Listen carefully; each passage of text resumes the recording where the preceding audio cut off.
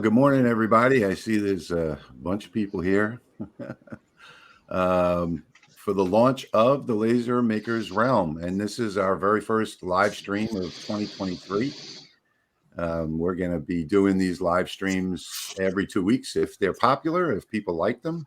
If you're showing up and asking questions, that's what the idea of this is. We're going to be doing a Q&A. It could be a LightBurn Q&A. It can be a file Q&A. And basically what we're going to be doing is myself, Patrick, and Steve down there. We're going to be offering you free files.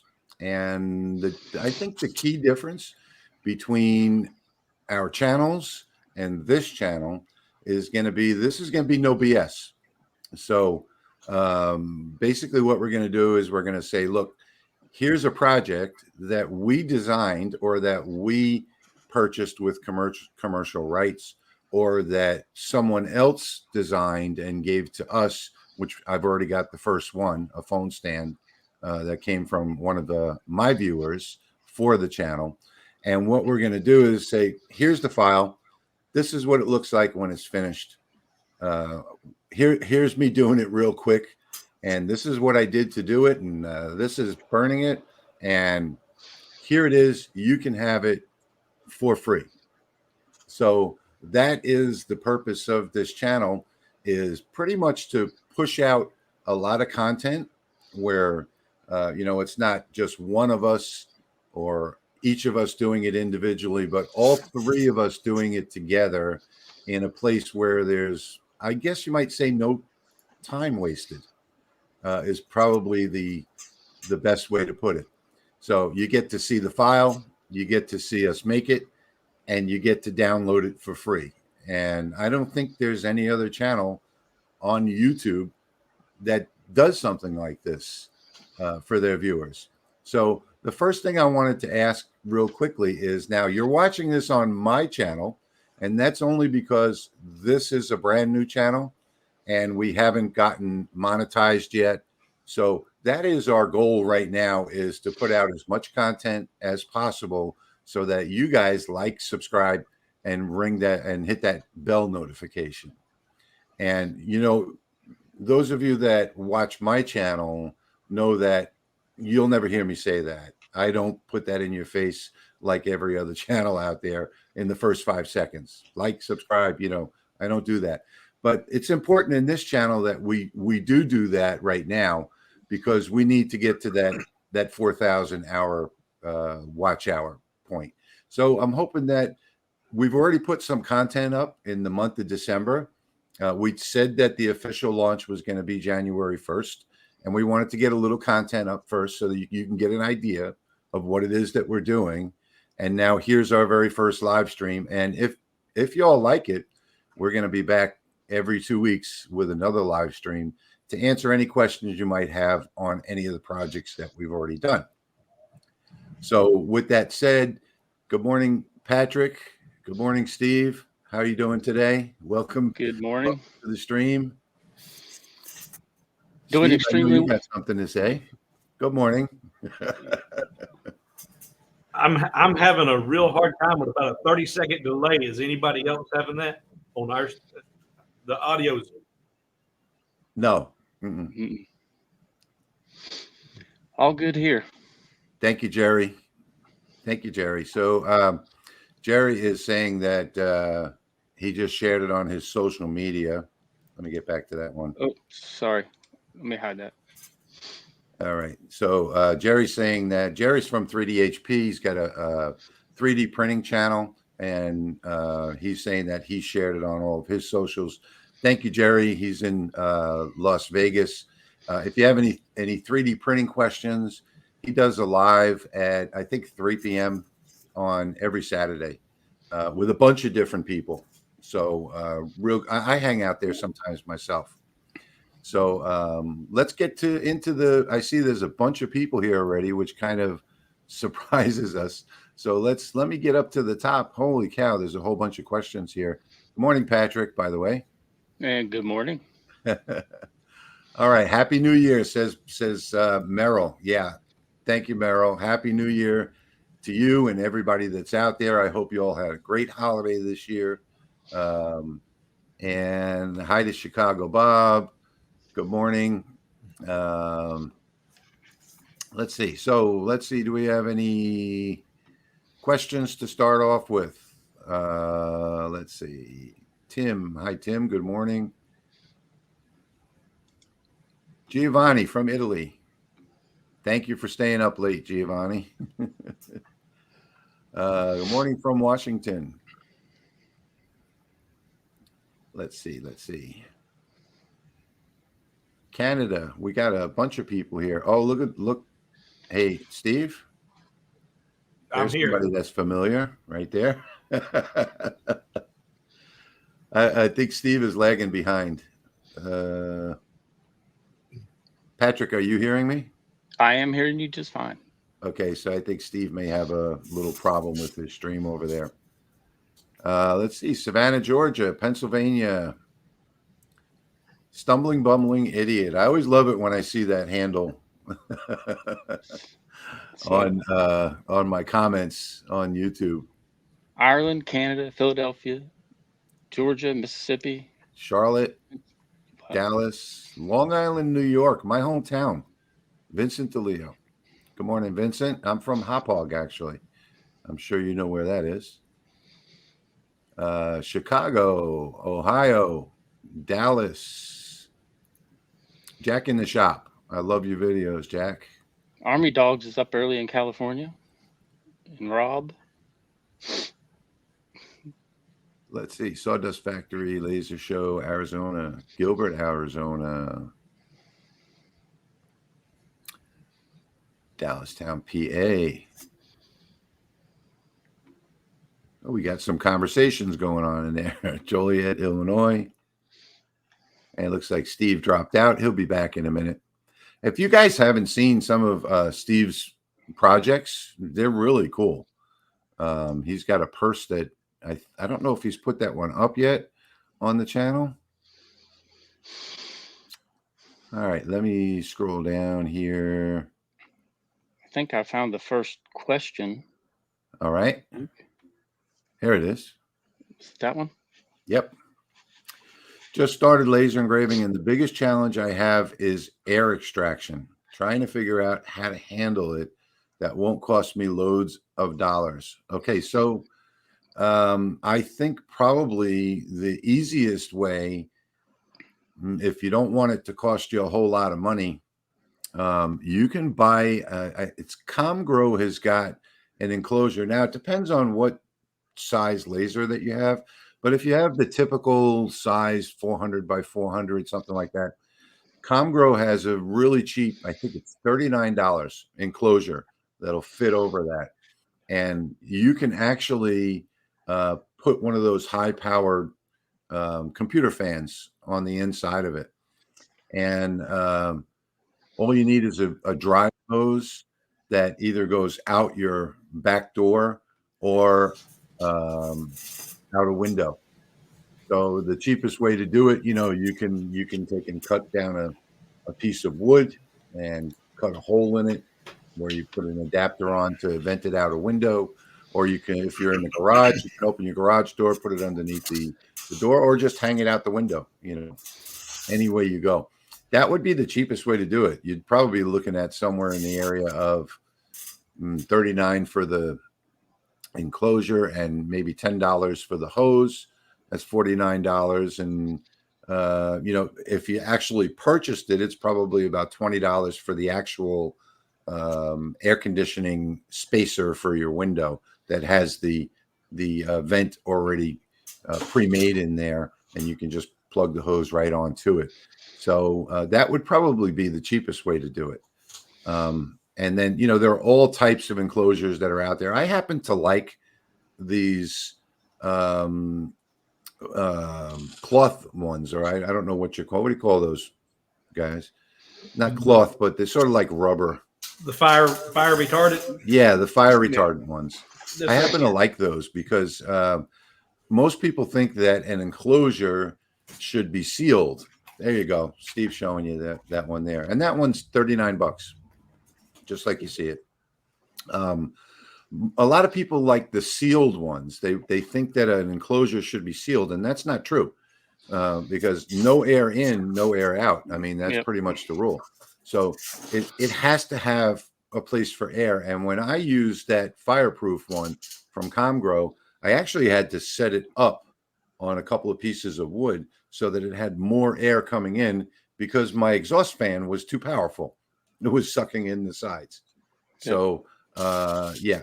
So you don't need to have a sealed unit. Let's move on now. My 3D Prusa printer is running a project as we speak. Awesome, Merrill. That's great. Now, I am going to, on my channel, I am going to have a 3D printer, I guess, review coming up soon. I've got one that I'm going to put together and review. I'm going to donate it to a local scholar, homeschool scholar in my neighborhood, and he's going to help me put it together, and we're going to test it out. And so that is something new and different that's coming up on my channel. See, I have one 3D printer unboxing and assembly video on my channel, but I hope to get some more 3D printing stuff up there too. Yeah. And if you're into 3D printing stuff, 3D HP, search that on YouTube, 3D HP. That's my friend Jerry in Las Vegas. And not only does he have a bunch of really good, fun videos, but he also has that live stream every Saturday at, I think it's 3:00 Mountain Time. Is that Vegas Mountain Time? Whatever that is. All right, let's see. Hampton, Georgia, Mississippi. New laser engraver. Oh, okay. So I wanted to today talk about the new laser engraver owner, and I've got a video that's going to be coming out in February that's on the schedule about on my channel about the new laser engraver owner, and I'm going to take you from start to finish on that, because so many people have so many questions about how do I even get started. You know, oh yeah, I can follow the directions and put together the laser engraver, but where do I go from there? You know, how do I connect LightBurn to it? I'm having problems with the connection in LightBurn. You know, what are some of I'm going to talk about some of the typical problems, the driver, how to connect, different ways to connect, how to find your baseline settings, how to get started, how to focus, all that kind of stuff. So that look for that in February, and that is has probably been my most frequently asked question recently has been, you know, how do I get my baseline settings so that I can burn something on a new material? And that's something that we all have to do. And I'm sure the guys here are going to agree with me when I tell you that it doesn't matter what you're using. You have to have those baseline settings. You have to run a test pattern on whatever it is that you're using. Test. There you go. You see Steve's got one right there. And I can tell you that sometimes you even have to run that test pattern again on the same piece of wood.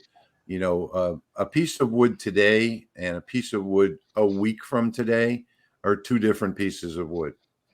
It's going to be two different humidities. There's going to be two different temperatures. There's going to be two different moisture content in the wood. So they're going to be completely different pieces of wood. So running those tests before you get started and sacrificing a small piece of material will keep you from sacrificing a large piece of material and an entire job and starting all over again, and maybe even have to then do your material test. Yeah, So, and something else that I do, Rich, is when I do my test, I actually put a label on the bottom of it. yes. And I keep those libraries right here on my desk. I've got them no matter, you know. And like you say, though, a new batch of material comes in, a new test to go on that batch just to check the difference in the woods. Right. Exactly. Yeah. So that's important. You know, you really do have to keep up with the you have to keep up with the testing. And that piece of wood that Steve has now may be good for a while. It may last him a year. It may last him 6 months. It may last him a week and be outdated. So again, it all depends on the environment, and I think that's probably the biggest question that we get. So let's scroll through the comments here, see what we got.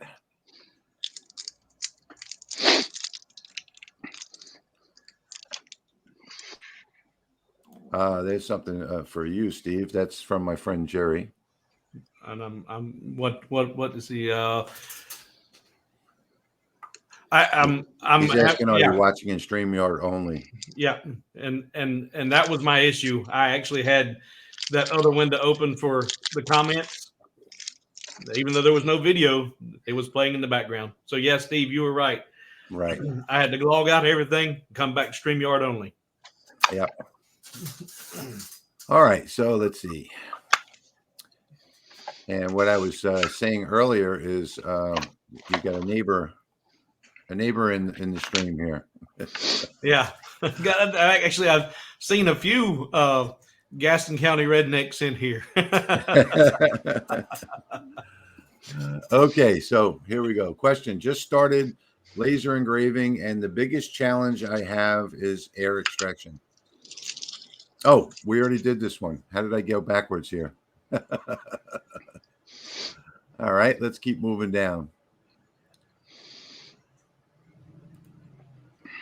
Chicago Bob, my main question, really more of a statement, is I'm hoping this doesn't mean less content on. No, absolutely not.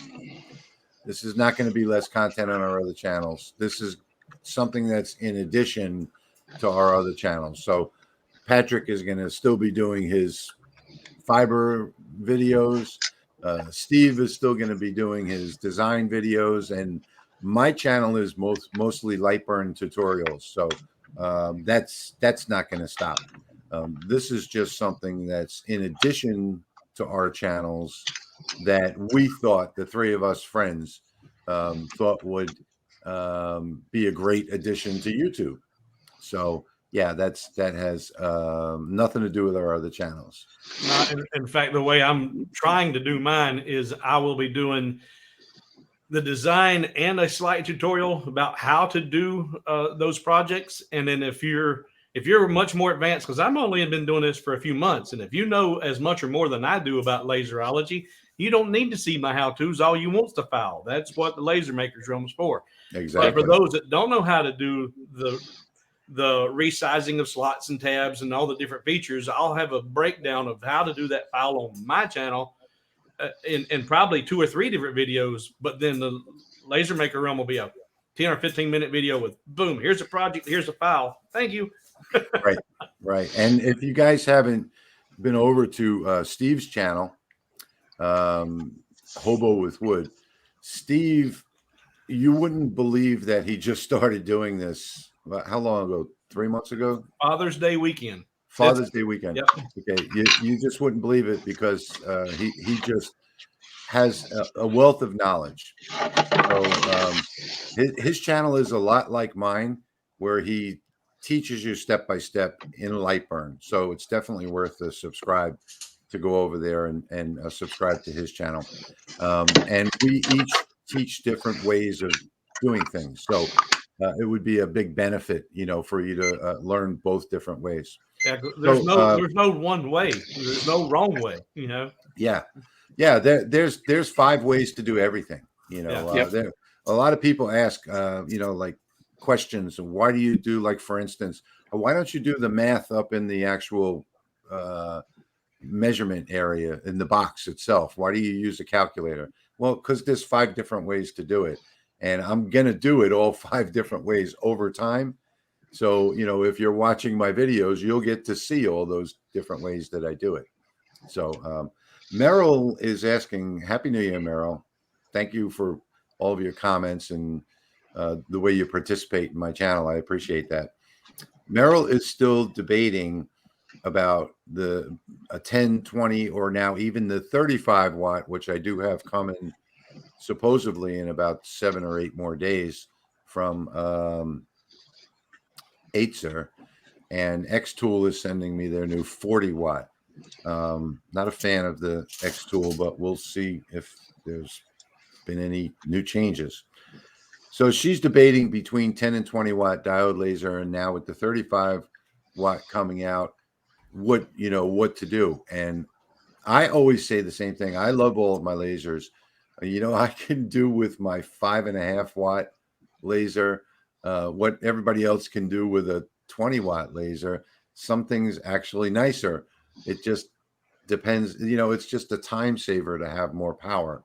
So I don't know. What do you guys think? I always equate it to the scalpel and the machete. That small laser is going to give you much more finer, detailed work.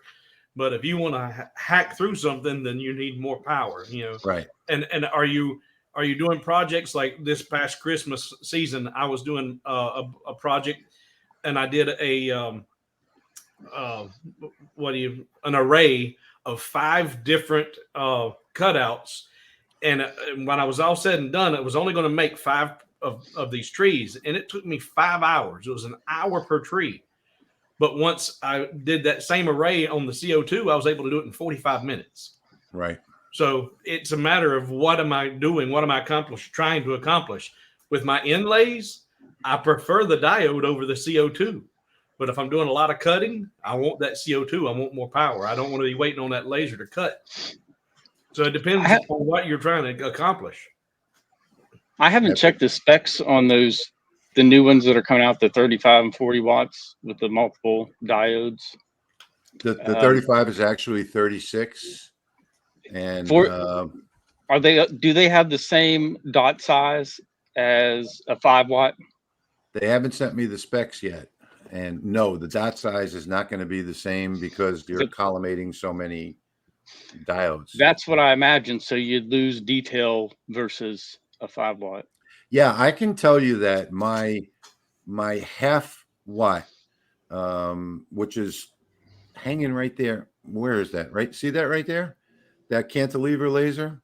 Yep. That is the original Ortur half watt cantilever diode laser. Before they were Ortur, they were Dongguan something manufacturing, right before they launched the Ortur company.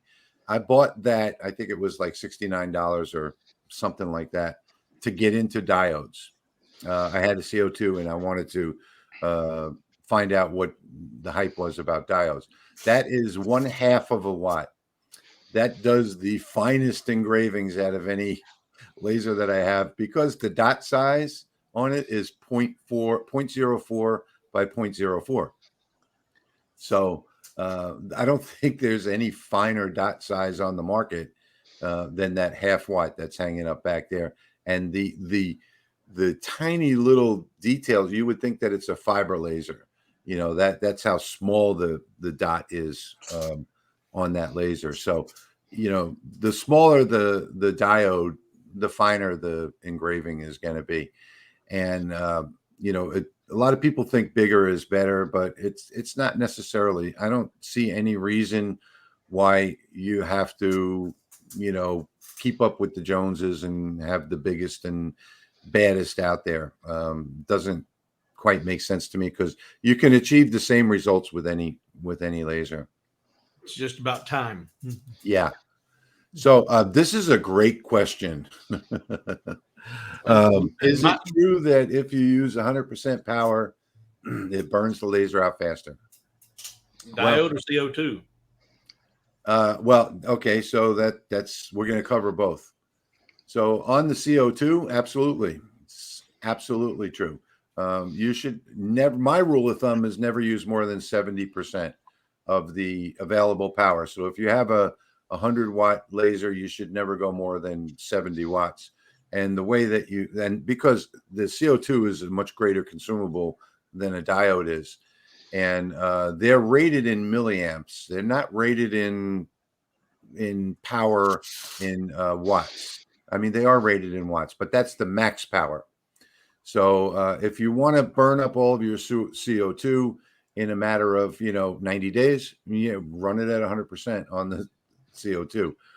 If you follow the manufacturer's milliamp rating and you only run, say, 21, 22, so all the tubes are different, you'll know that you'll be at about 70% of the power, and it'll last years, 5,000 hours. On the diode lasers, and this question I think comes up more on the diode lasers.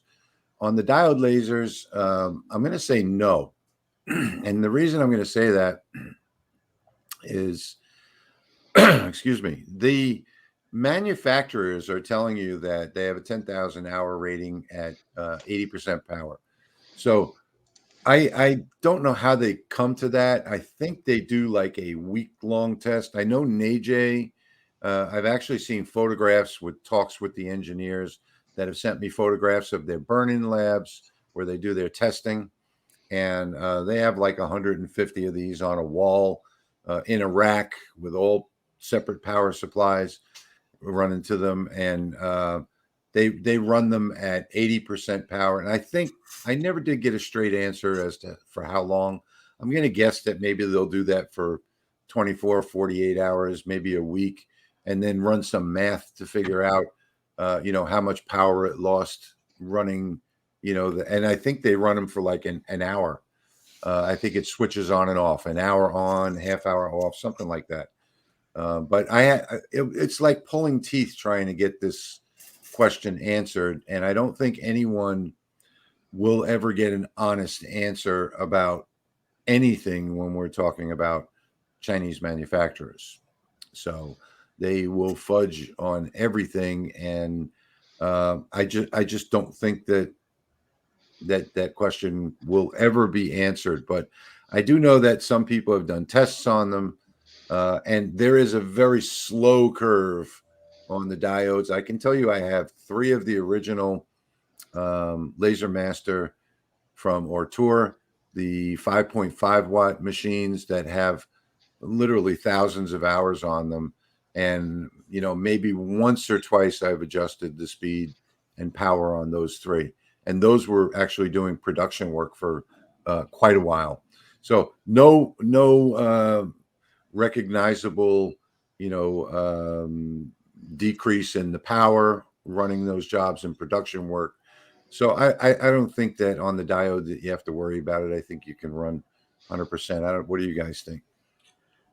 Well, I'm only 6 months in, and my first laser, I think I actually had a defective module right out of the gate. So I have limited experience, but my first experience was bad. But it wasn't because of using too much power; it's just issues with the Cleaning with the air assist. Air assist, thank you. Yeah, brain shut off. It'll do that once in a while. Yeah, well, the Xtool doesn't have a great air assist. It doesn't force the air at the right angle, and there's a leak at the top that they've never fixed. So that's a completely different issue, and it causes this venturi that sucks the dirt and debris up into the lens, and people are replacing lenses like water. So that's a completely separate issue, from the actual diode degradation. So I don't think that one. I wouldn't worry about diodes or fibers at 100%. Yeah, the fiber I don't even think about. that you're looking at what, 10 years on that. I mean, something else is going to go before the power goes. Yep. Let's see. Cheeks, howdy in the Philippines. I thought you were coming home to Alabama for vacation, Cheeks. I was planning on having lunch. Shading according to power is, I believe, for grayscale images. Yeah. Well, the grayscale automatically shades according to power. So that's why on that, when you burn that color wheel, that's your grayscale shading, and you'll get that shading in any of the image modes. Was he talking about the preview window in LightBurn? No, you the don't actual really engraving? see the shading much in the preview window.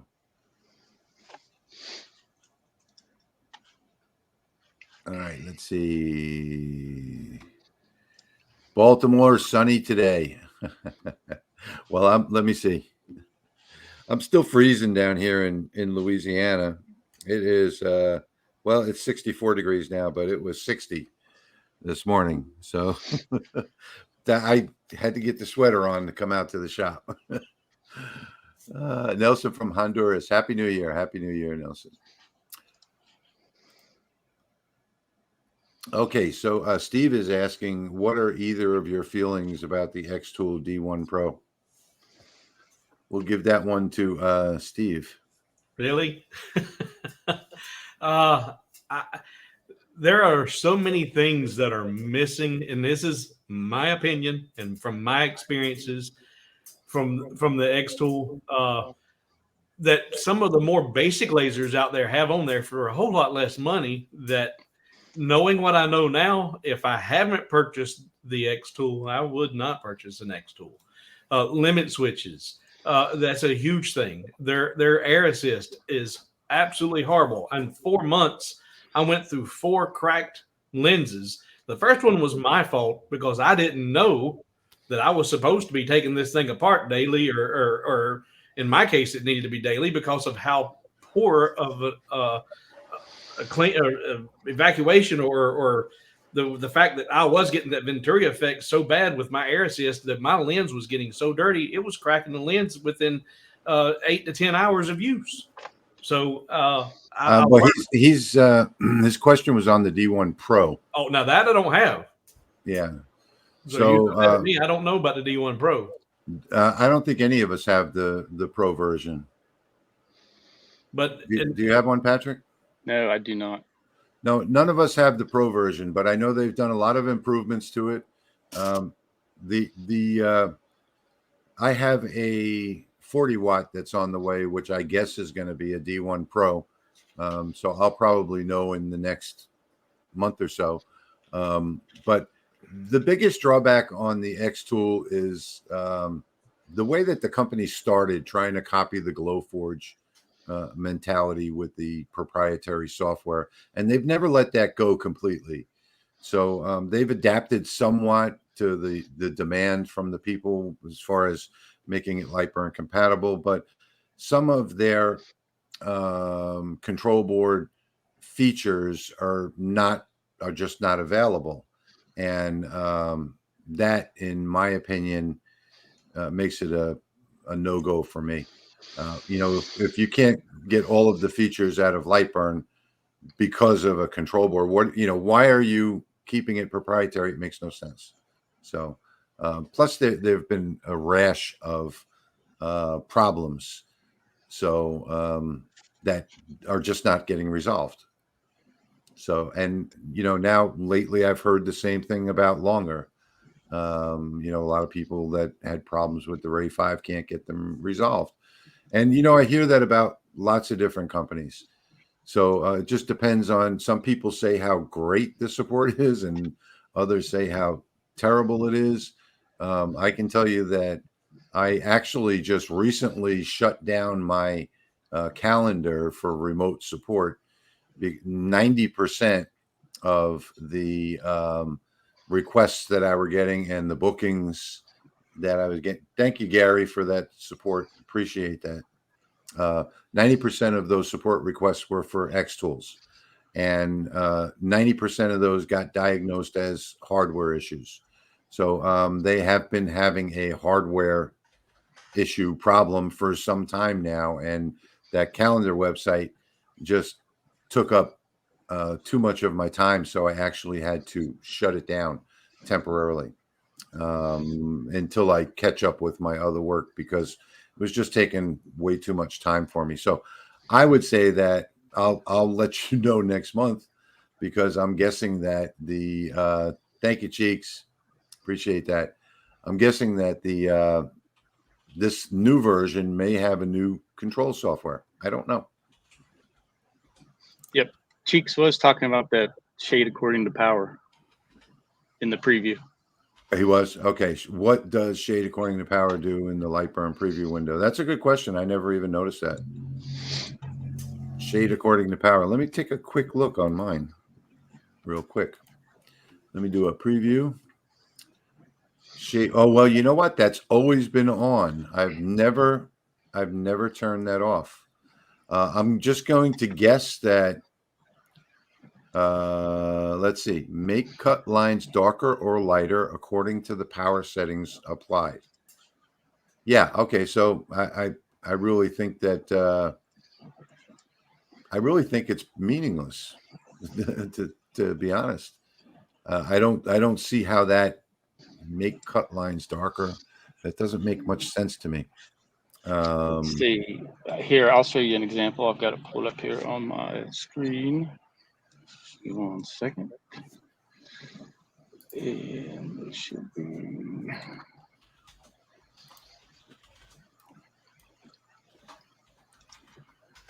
That's going to show the wrong one. Thank you, Nick. There we go. Can you see that? Yep. All right. And let's see. Okay, so the circle on the right is 90% power, and the oval on the left is 35% power.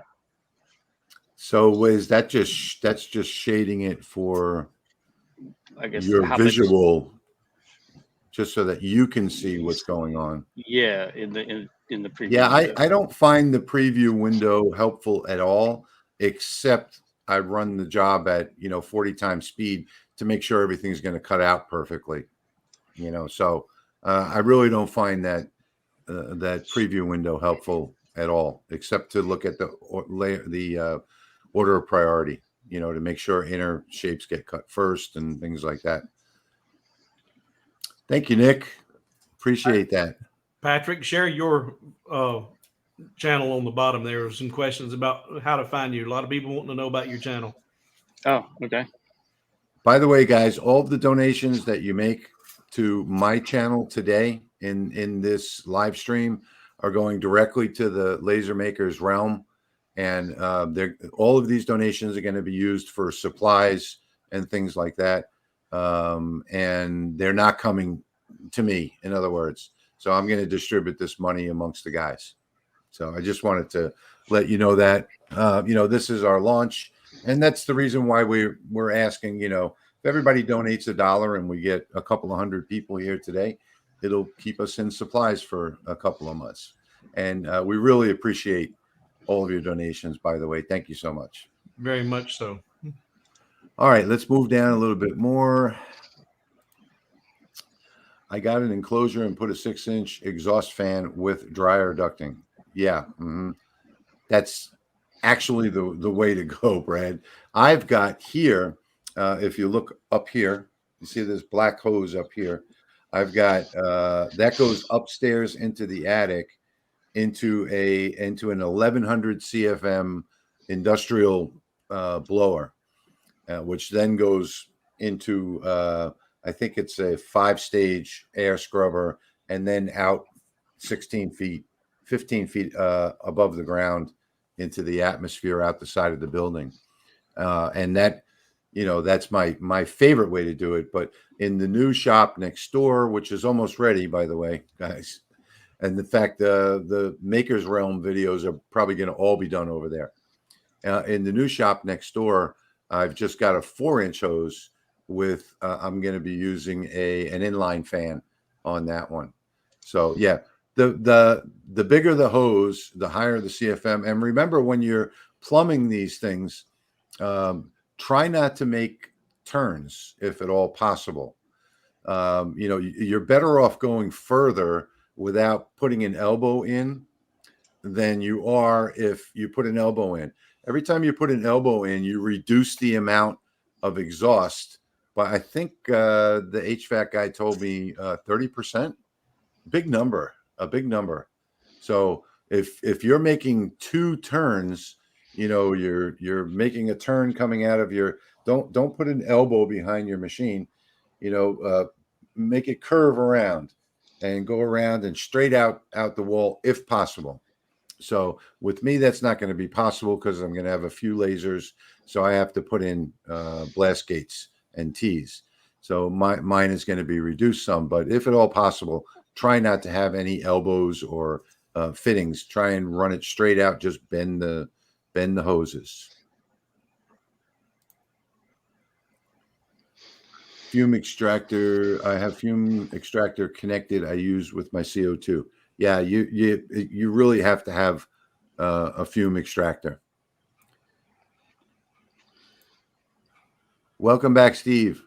Oh, Steve was sick for a little while there. Yeah.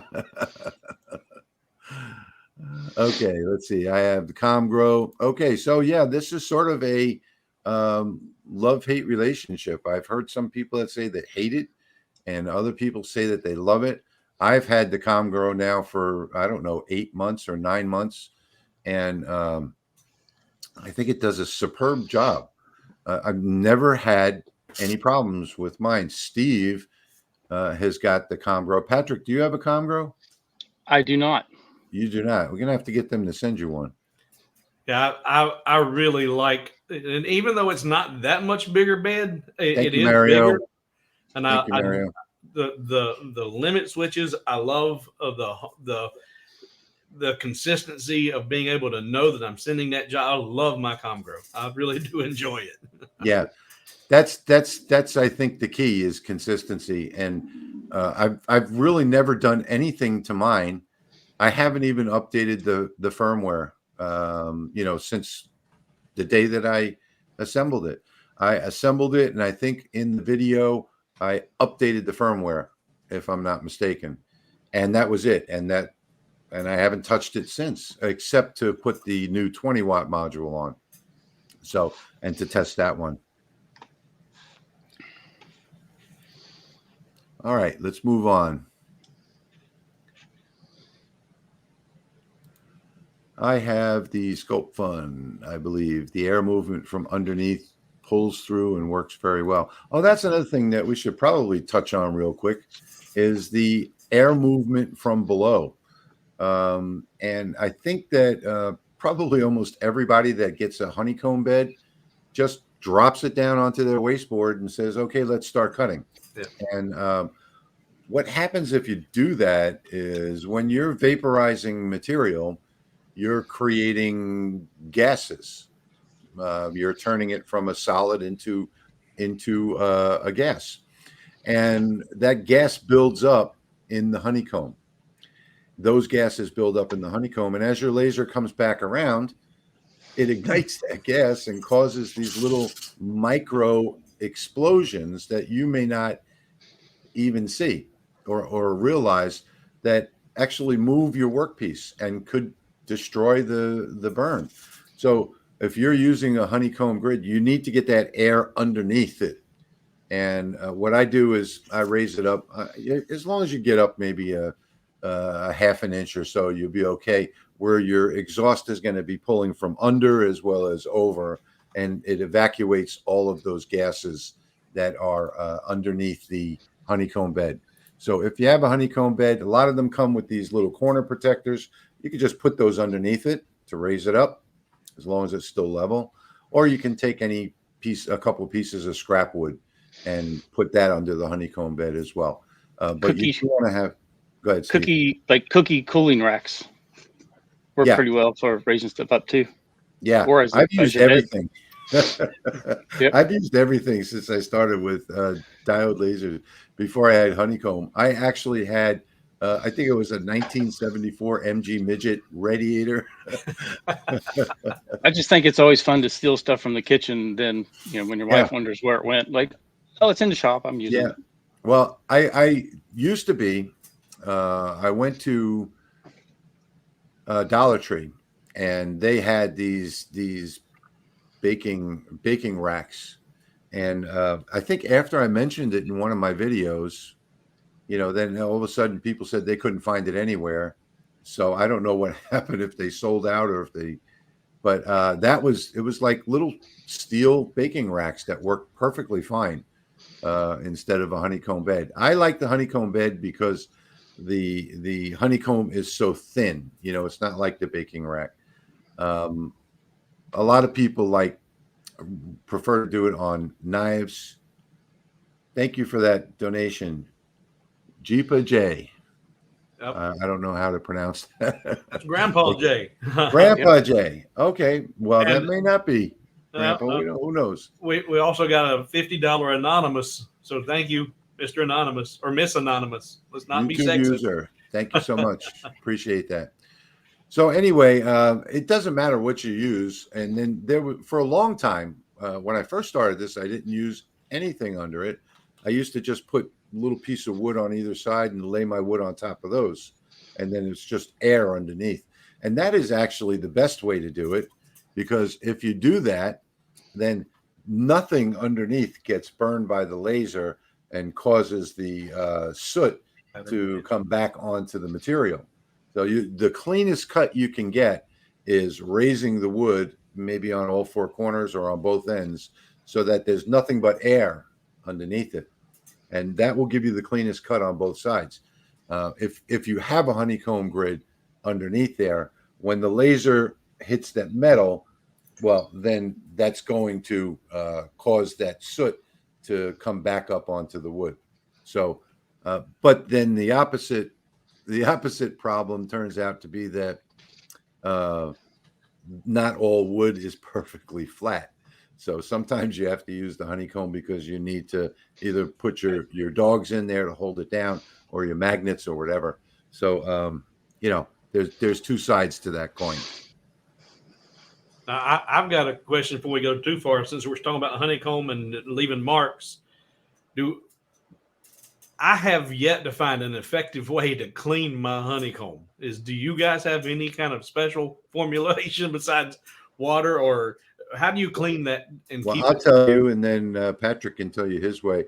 I go to Walmart and I buy this product called cleaning vinegar, not vinegar that you use to cook, just regular cleaning vinegar. And I put it into a spray bottle, which I have one hanging right up over here. And I spray it onto the honeycomb bed, and I lay it on the sidewalk, and then I just pressure wash it, and it comes out like brand new. But you have to have a pressure washer to do that. How do you clean yours, Patrick? Shop vac with the brush attachment on it. That's about the extent that I've cleaned mine.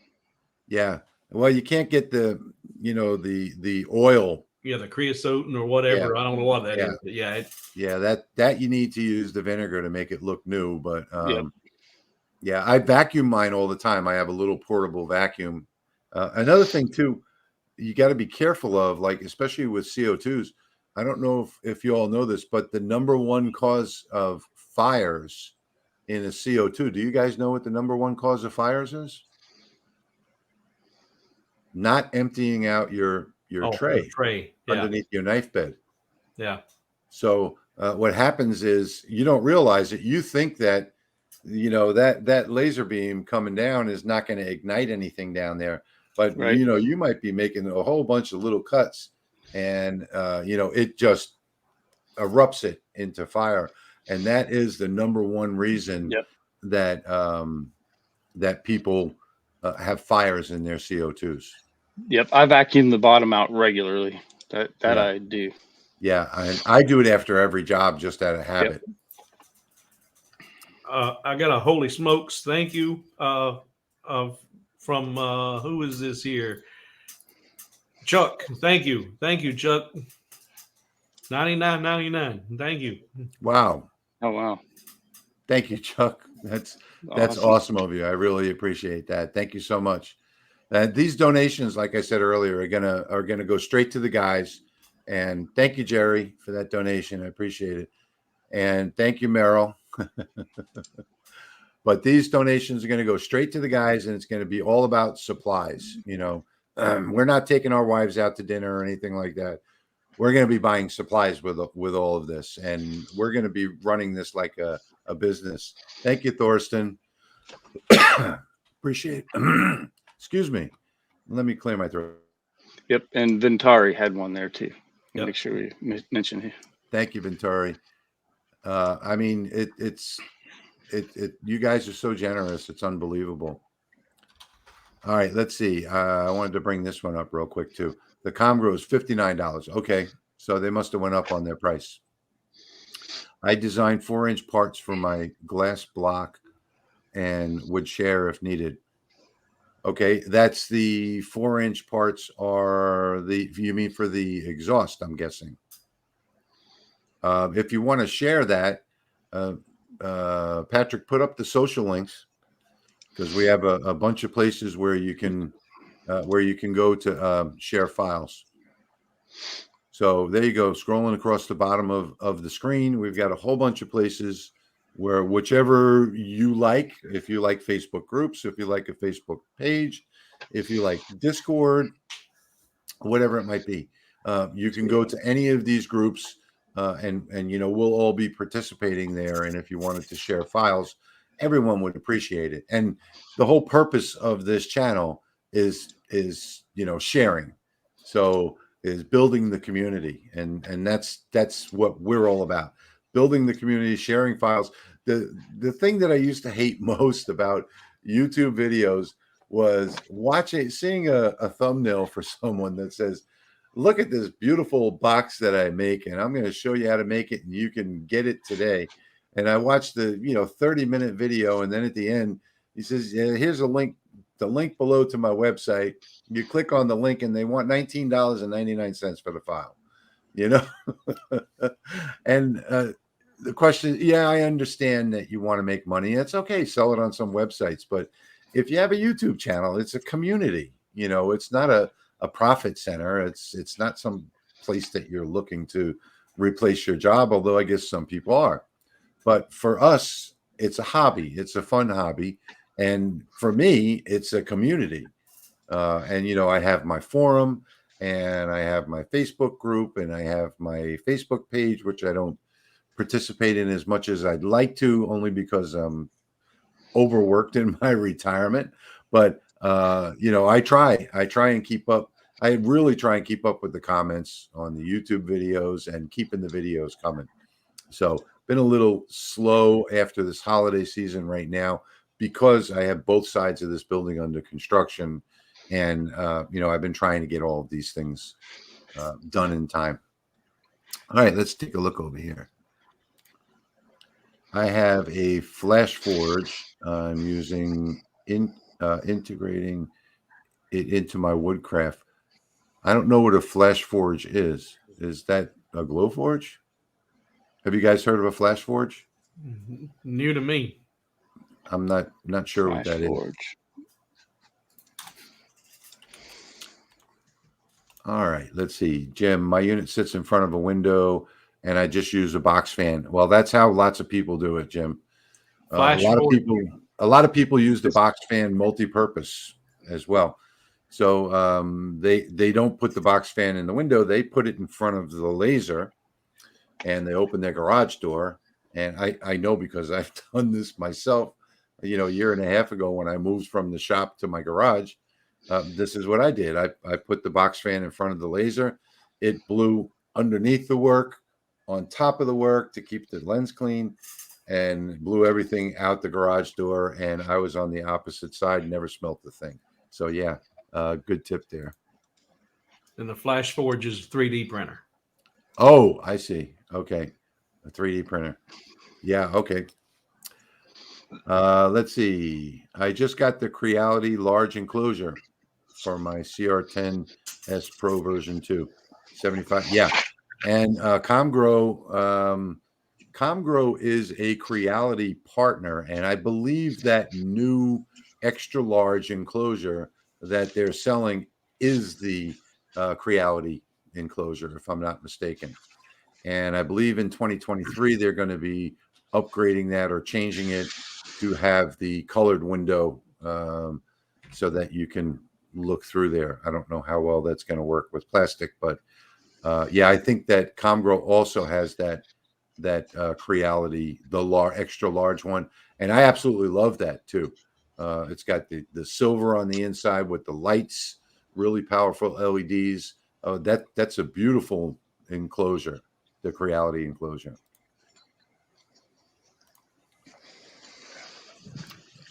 Robert, okay, you're welcome to share my K-Cup design. Awesome. Thank you. Oh, so Robert, Robert created this K-Cup. Interesting story. And it's a rack. It's your standard rack. And I think it had 1, 2, 3, like 4 rows of K-Cups. And he did an interesting design by mistake. And then he wrote to me and said, "Hey, do I need to put more space in between the rows?" Well, what happened was the way he designed it, there was only a little bit of space between the K cups, which prevented you from taking a K cup out from the row below. So, yeah, I said no, no, keep it the way it is, because I've even changed my design for the K cup holder, because that, if they take it from the bottom, then the whole thing can tip over. So this prevents them from taking it from the bottom, and you have to take from the top and work your way across row by row.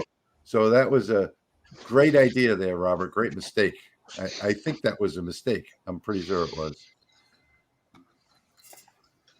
I've heard that diode lasers are slow. Is that true? Yeah. Slow as molasses.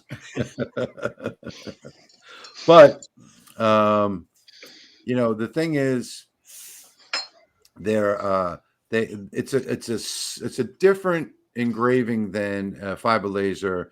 It's a different engraving than CO2. All the lasers are different. So, like, for instance, I think, Steve, you can probably better explain this. We just had this conversation. Well, it's back to about the detail. The diode is slow, but if in fact this is an inlay that I've been working on, and this initial inlay, I did this with the diode, and when I got that in and I got to looking at it, I was like, well, it's awful plain, and so I come back and did the outer piece with the CO2. Well, this was my first time trying to do it with the CO2, and it was moving at such a speed, and I didn't have this quite fastened down as securely as I should, but it didn't come out as precise as the diode did. Like I said, the diode is a much more precision tool. And if you're trying to create something as intricate as doing inlays, the diode is my choice, not the CO2. Yeah, and then of course you have the diode can do darker burns, where the CO2 does deeper burns. So yes, the diode laser, to answer that question, is horribly slow. Now with the newer ones coming out, the 20 watt and the 35 watt, and now the 40 watt, yeah, it's going to speed up.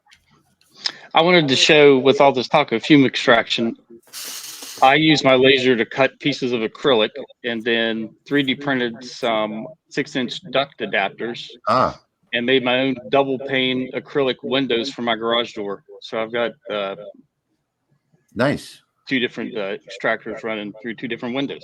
Nice. I've never seen that. So and now then it's non-destructive, so I can put the original windows back in when I want to. Now you see what I was mentioning earlier. If you see the way that Patrick's got this here, there's no elbow. You see the way the hoses are bent? That's going to give you the least amount of restriction. So you don't want to put elbows or T's if you can help it. Run it like he's got it here. Just bend the hose.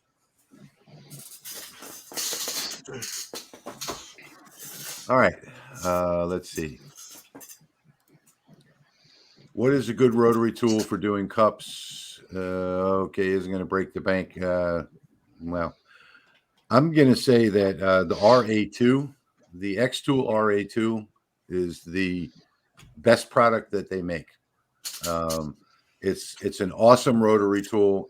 A little cumbersome with the taking it apart, but you can do just about anything with that tool. That you can do a lot more with that tool than you can with any other rotary on the market for a diode laser. It's got so many more the jaws that instead of just the roller. Man, yeah, the RA2 is the way to go. Yeah. Now, if you're talking CO2s, there is no good budget CO2 rotary. There are a couple of, $750 to $1,500 rollers that are awesome. The Rotoboss and some of the better rotary tools, but there is no budget rotary for CO2 lasers. Not that I know of, anyway. That's anything more than 2 rollers and a stepper motor. So, in fact, omtech makes a good one. I can't remember what's their type A or C. Type it has B some different, or B, that has a different adjustments. Then probably the next step up from that, Mansfield. Then you got the Pyburn Rotoboss. Right, exactly. But the Type B is a good one for a CO2. Still not, the RA2 for diode. Nothing beats that.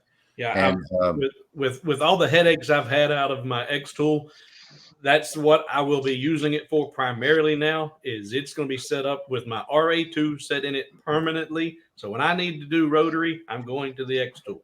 Yeah, exactly. So now another thing too is that there are 3 other companies that are now coming out with clones of the RA2. One of them is on the way that I'm going to test. I'm not going to mention it right now. Supposed to be a clone of the RA2 with a faster changeover. So, like, let's say you needed to do a cup that had a handle, and you had to reverse the head so that you could elevate it so the handle could move freely. Well, this one is supposedly twice as fast to do changeovers. Merrill says schools in this area getting into 3D printing and CAD instructions. Yeah, the schools here have been into it for here in Louisiana for 2 or 3 years now. They have whole computer labs now in high school. 1 p.m. Pacific. Okay. So that's my friend Jerry 3DHP, the 3D printing channel. I got that wrong. 3 o'clock is my time, Central. That's right. 1 p.m. Pacific is his live stream on Saturdays. If you haven't seen it, go watch it. It's actually a lot of fun. Lots of great, smart people on the channel. I feel a little intimidated when I go over there, but I join in every once in a while on a Saturday.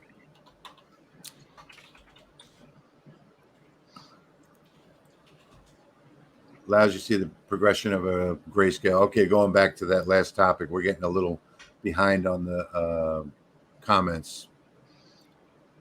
Let's see. I can't recommend the Xtool RA2 Pro. It's not. I can't recommend it. It's not the cheapest, but it comes with all. I think he thinks I can recommend it, not can't. I can't recommend it. It's not the cheapest, but it comes with it is a great tool.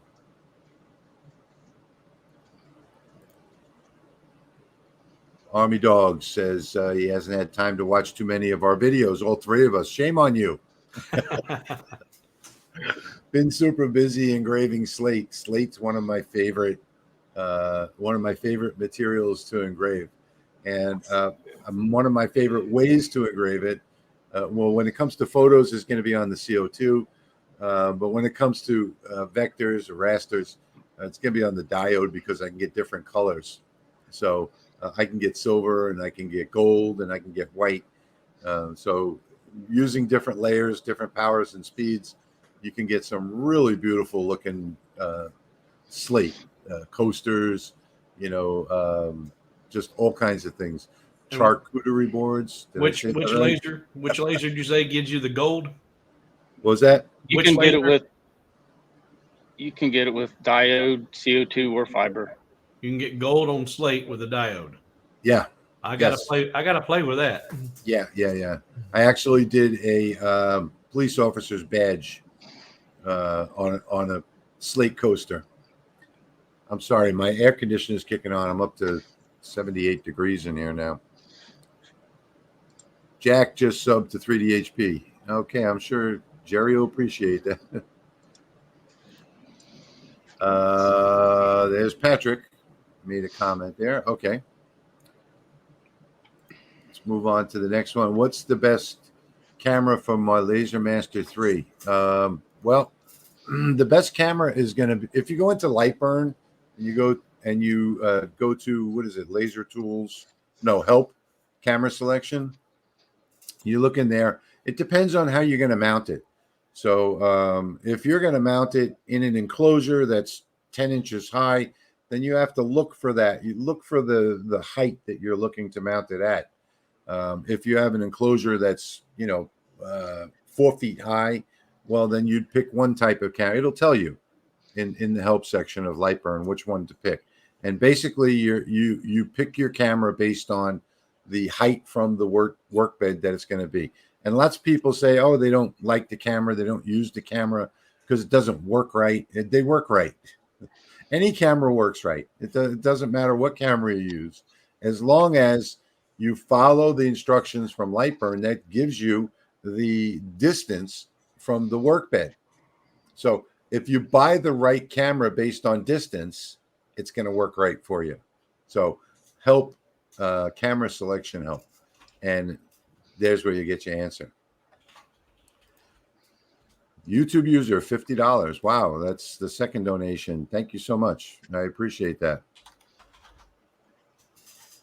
I'd like to know who you are. Okay, let's see. What is this? Can't recommend it enough. It's great and worth the money. I think he's talking about the RA2.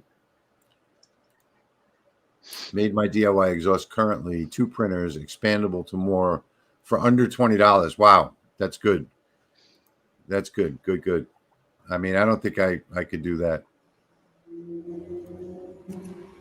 I noticed my speed settings look to be defaulted to millimeters per second as opposed to millimeters per minute. Is this common? Well, millimeters per second are generally used for CO2 lasers, and millimeters per minute are usually used for diode lasers. Now, if you want to change that, let's say you're in millimeters per second and you want to change that to millimeters per minute, what you would do is in LightBurn, at the very top of the screen, you're going to see the 2 gears icons. If you click on that, you can change that into whatever you want, millimeters per second, millimeters per minute, inches per minute.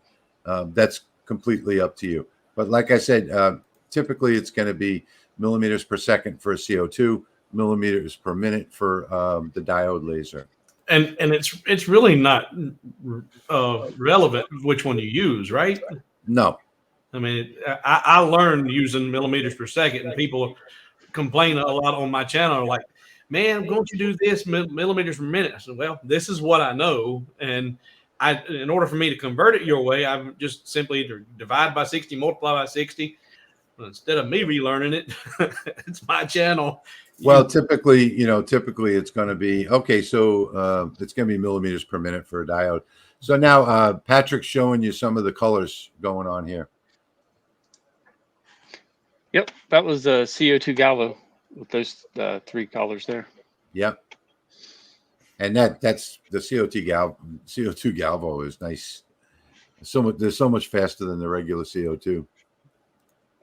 All right. James says, as starting out using Atomstack A5 M40, before I try and spend more money and moving up to a higher laser, are there any sources that cater with tutorials and files? Yeah, we do. Hey, how you doing? Yeah. You're in the right place. You're in the right place. Yeah. And this Laser Makers Realm is going to be, it's going to be all about sharing files, and all of our channels are about tutorials. So we've got all kinds of social media. I've got a forum with like 30,000 members there. You ask a question there, it gets answered, so yeah.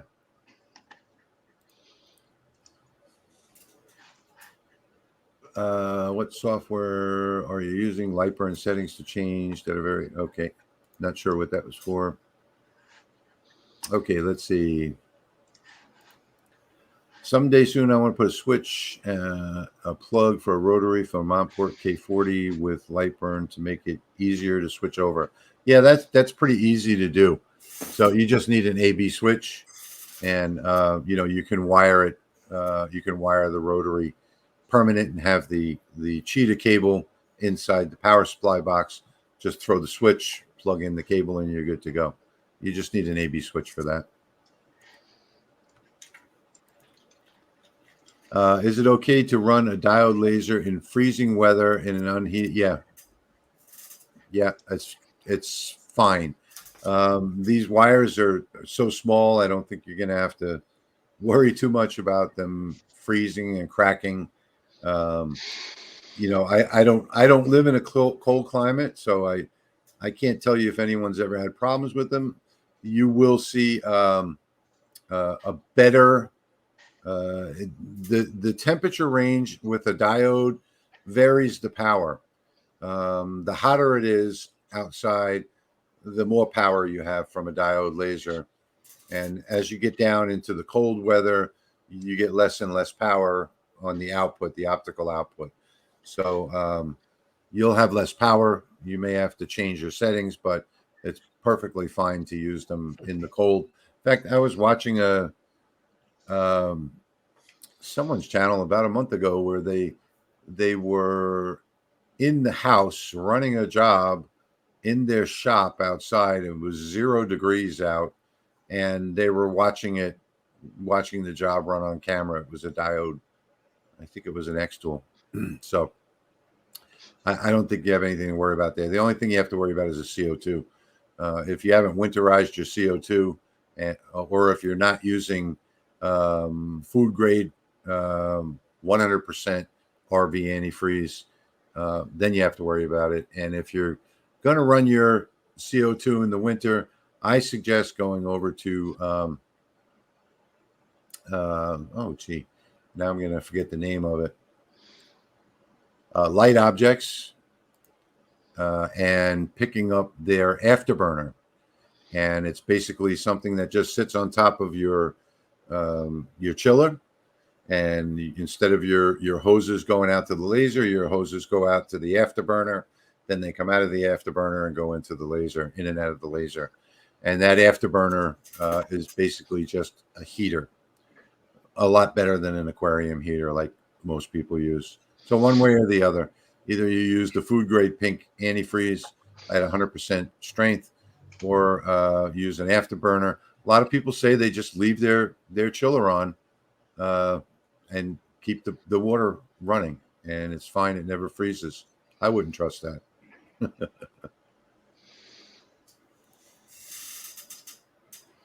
Rick. Thank you, Rick. I appreciate that. Danny says, with the new 35-watt diode lasers coming out, how would you weigh diode versus CO2 for a less than $2,000 laser? What might be the main difference? Speed. The main difference is going to be your speed, only because the CO2 can handle a higher speed. So, for instance, you can run a job at 500 millimeters per minute on this machine behind me. Per second on this machine behind me. So that would be 30,000 millimeters per minute on a diode. You're not going to be able to do that with the 35 or the 20 watt. And the reason why is, number one, the control board doesn't support it. And number two, turn this air conditioner off. It's too noisy. And number two, there's going to be too much weight on the gantry to run that kind of speed. So the main difference is going to be speed. And one other difference in size. Mm-hmm. In most cases, your CO2 is going to have a much larger work area. Right. So, exactly. If you're wanting to cut or build bigger projects, then you need that. Or the CO2 is advantageous. Yeah. Best video of Xtool D1 Pro 20 watt extension install. Where can I find it? On YouTube? You're gonna have to search that one on YouTube. I don't know. I can't tell you what the best one is. I've only seen one, and I think it's a pretty basic. If you upgrade it, if you assemble the Xtool to begin with, you should be able to do the extension kit. From what I hear, there have been some problems with the bed size and the control board, but the physical part of it, I don't know.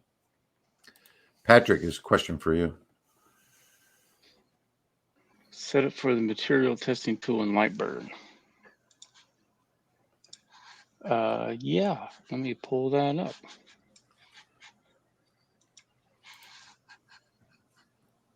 So if we go laser tools in LightBurn in material test, you'll see the material test generator. You can have presets set in there for different materials and different lasers, obviously. So if we take a look at one I did for brass, I was comparing the interval here in this drop down on the left versus frequency in the drop down on the right. So you have several different parameters that you can compare in each, or you can compare two different parameters in each test, and then you have several to choose from. So for the fiber laser, you have speed, power, interval, passes, and frequency. So basically you set your minimum and maximum of what the parameter for this one, example, interval 0.001 to 0.05. Then you set your box size, and I have it 3 millimeter by 3 millimeter. And then you tell LightBurn where to center it up. And then you add a material setting. So that's going to be your basic engrave setting, independent of the parameters that you're changing. And then the text setting is what LightBurn will burn on to the left and to the bottom of your material test, outlining what the X and Y axis represents. And then you just run it like a normal job with your preview and frame, and then start it, record your results, and move on. That's the quick and simple explanation. Okay. All right. So then you have another question here that I think I just lost about the where the heck is it now? I switched to something else and I lost it. About the rotary.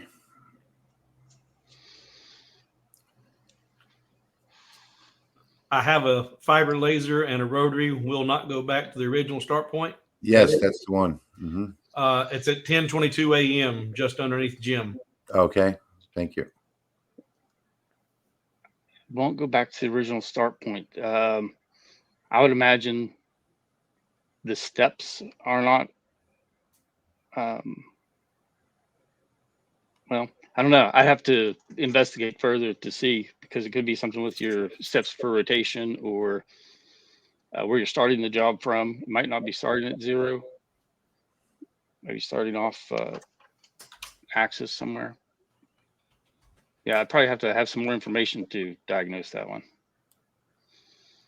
Okay, let me. I don't know how I got so far. I switched over to a different screen, and I am way behind here. Let's see, 1022. I'm still scrolling, trying to get to 1022.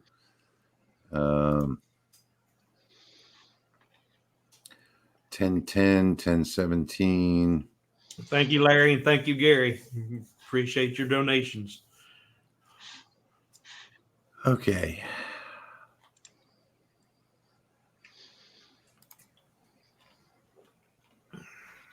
Okay, so this is a good question. How do I figure out what number to start with on the material test? You've got to have some idea of where to start. And I did an entire video on this. And the way that I tell new people, how do you get your initial starting numbers? Well, what you do is, if you watch my video, I've got the resources on my forum where you can download a cut and engrave library for your particular laser, whether it's a CO2, whether it's a diode. I've got libraries that are close enough to every type of laser that's out there on the market except for fibers. And so let's say you have a 10-watt laser. You go to my forum, you download the 10-watt library, you install it into LightBurn, and you start there.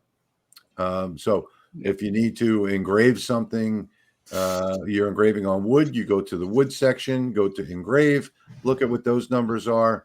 The 2500 and 40 power for your particular module. That's where you start. So you'll start a little bit less and go higher, and that's how you figure out how to start your material test. And I have an entire video on that on my channel, by the way. And Rich will have CO2 Galvo and fiber laser LightBurn libraries soon. As soon as I get those prepped, then he'll have them to put on his forum. Awesome. That would be great. 3D printing. Habapprusa, what software do you recommend for creating objects and why? Don't ask me. Creating what kind of objects? I think he's talking about what CAD software do you? I use Tinkercad. Yeah, you can use Tinkercad, the free version of Fusion 360. There's a Blender, 3D Builder in Windows. It's a free Windows program. Oh, that's a great program. Make some basic stuff. Yeah, 3D Builder is a great program in Windows. Yeah, great free program. I started out using let's see, FreeCAD. That's what I started out using, but then I went to Tinkercad, and I never looked back. But I don't do a lot of 3D printing, so it's not my forte. I've been 3D printing for a couple of years now, but I'm not that good at it. I'm happy to say that. And do you mind if I back up just a brief second on the question about finding your settings? Mm-hmm. One thing, what I do is look on the laser's website, look at my spec on my laser. What is the laser's maximum speed? What is it? What's the fastest it can go? Well, I know what its highest power is. So I find its highest speed, find its highest power. There's my top. And then I find what is the lowest output that I get. Mm-hmm. And then my first test will be the lowest to the max. And it's going to be a huge gradient. And then I find that pocket that has a good full burn, that still having some variation, and then run a different test. And I found that by doing that, with each different laser I've got, those settings tend to be the same regardless. And once I found that pocket, after running one or two initial tests, then I can use those same settings every time. Right. So the maximum speed, maximum power with the minimum output of the opposing, and then you can find that perfect window of opportunity to make your test patterns. Agreed. It's real simple. Agreed. So would you recommend a standalone diode laser versus? I would absolutely recommend a standalone diode laser versus a CNC router. CNC router has a workbed that's divided into 4 quadrants, and your 0, is up in one quadrant. And I don't think that laser modules are appropriate for CNC machines. I think you should. That's my opinion. I think you should get a machine that's designed to do what it's designed to do and not multi-purpose. Yep, I agree. Fusion 360. Okay, that I hear that talked about a lot. What timestamp are you at there, Rich? I'm at 10:21. Welcome, Jim. Huh? 10:21. 10:20. Okay. And there's another endorsement of Fusion 360.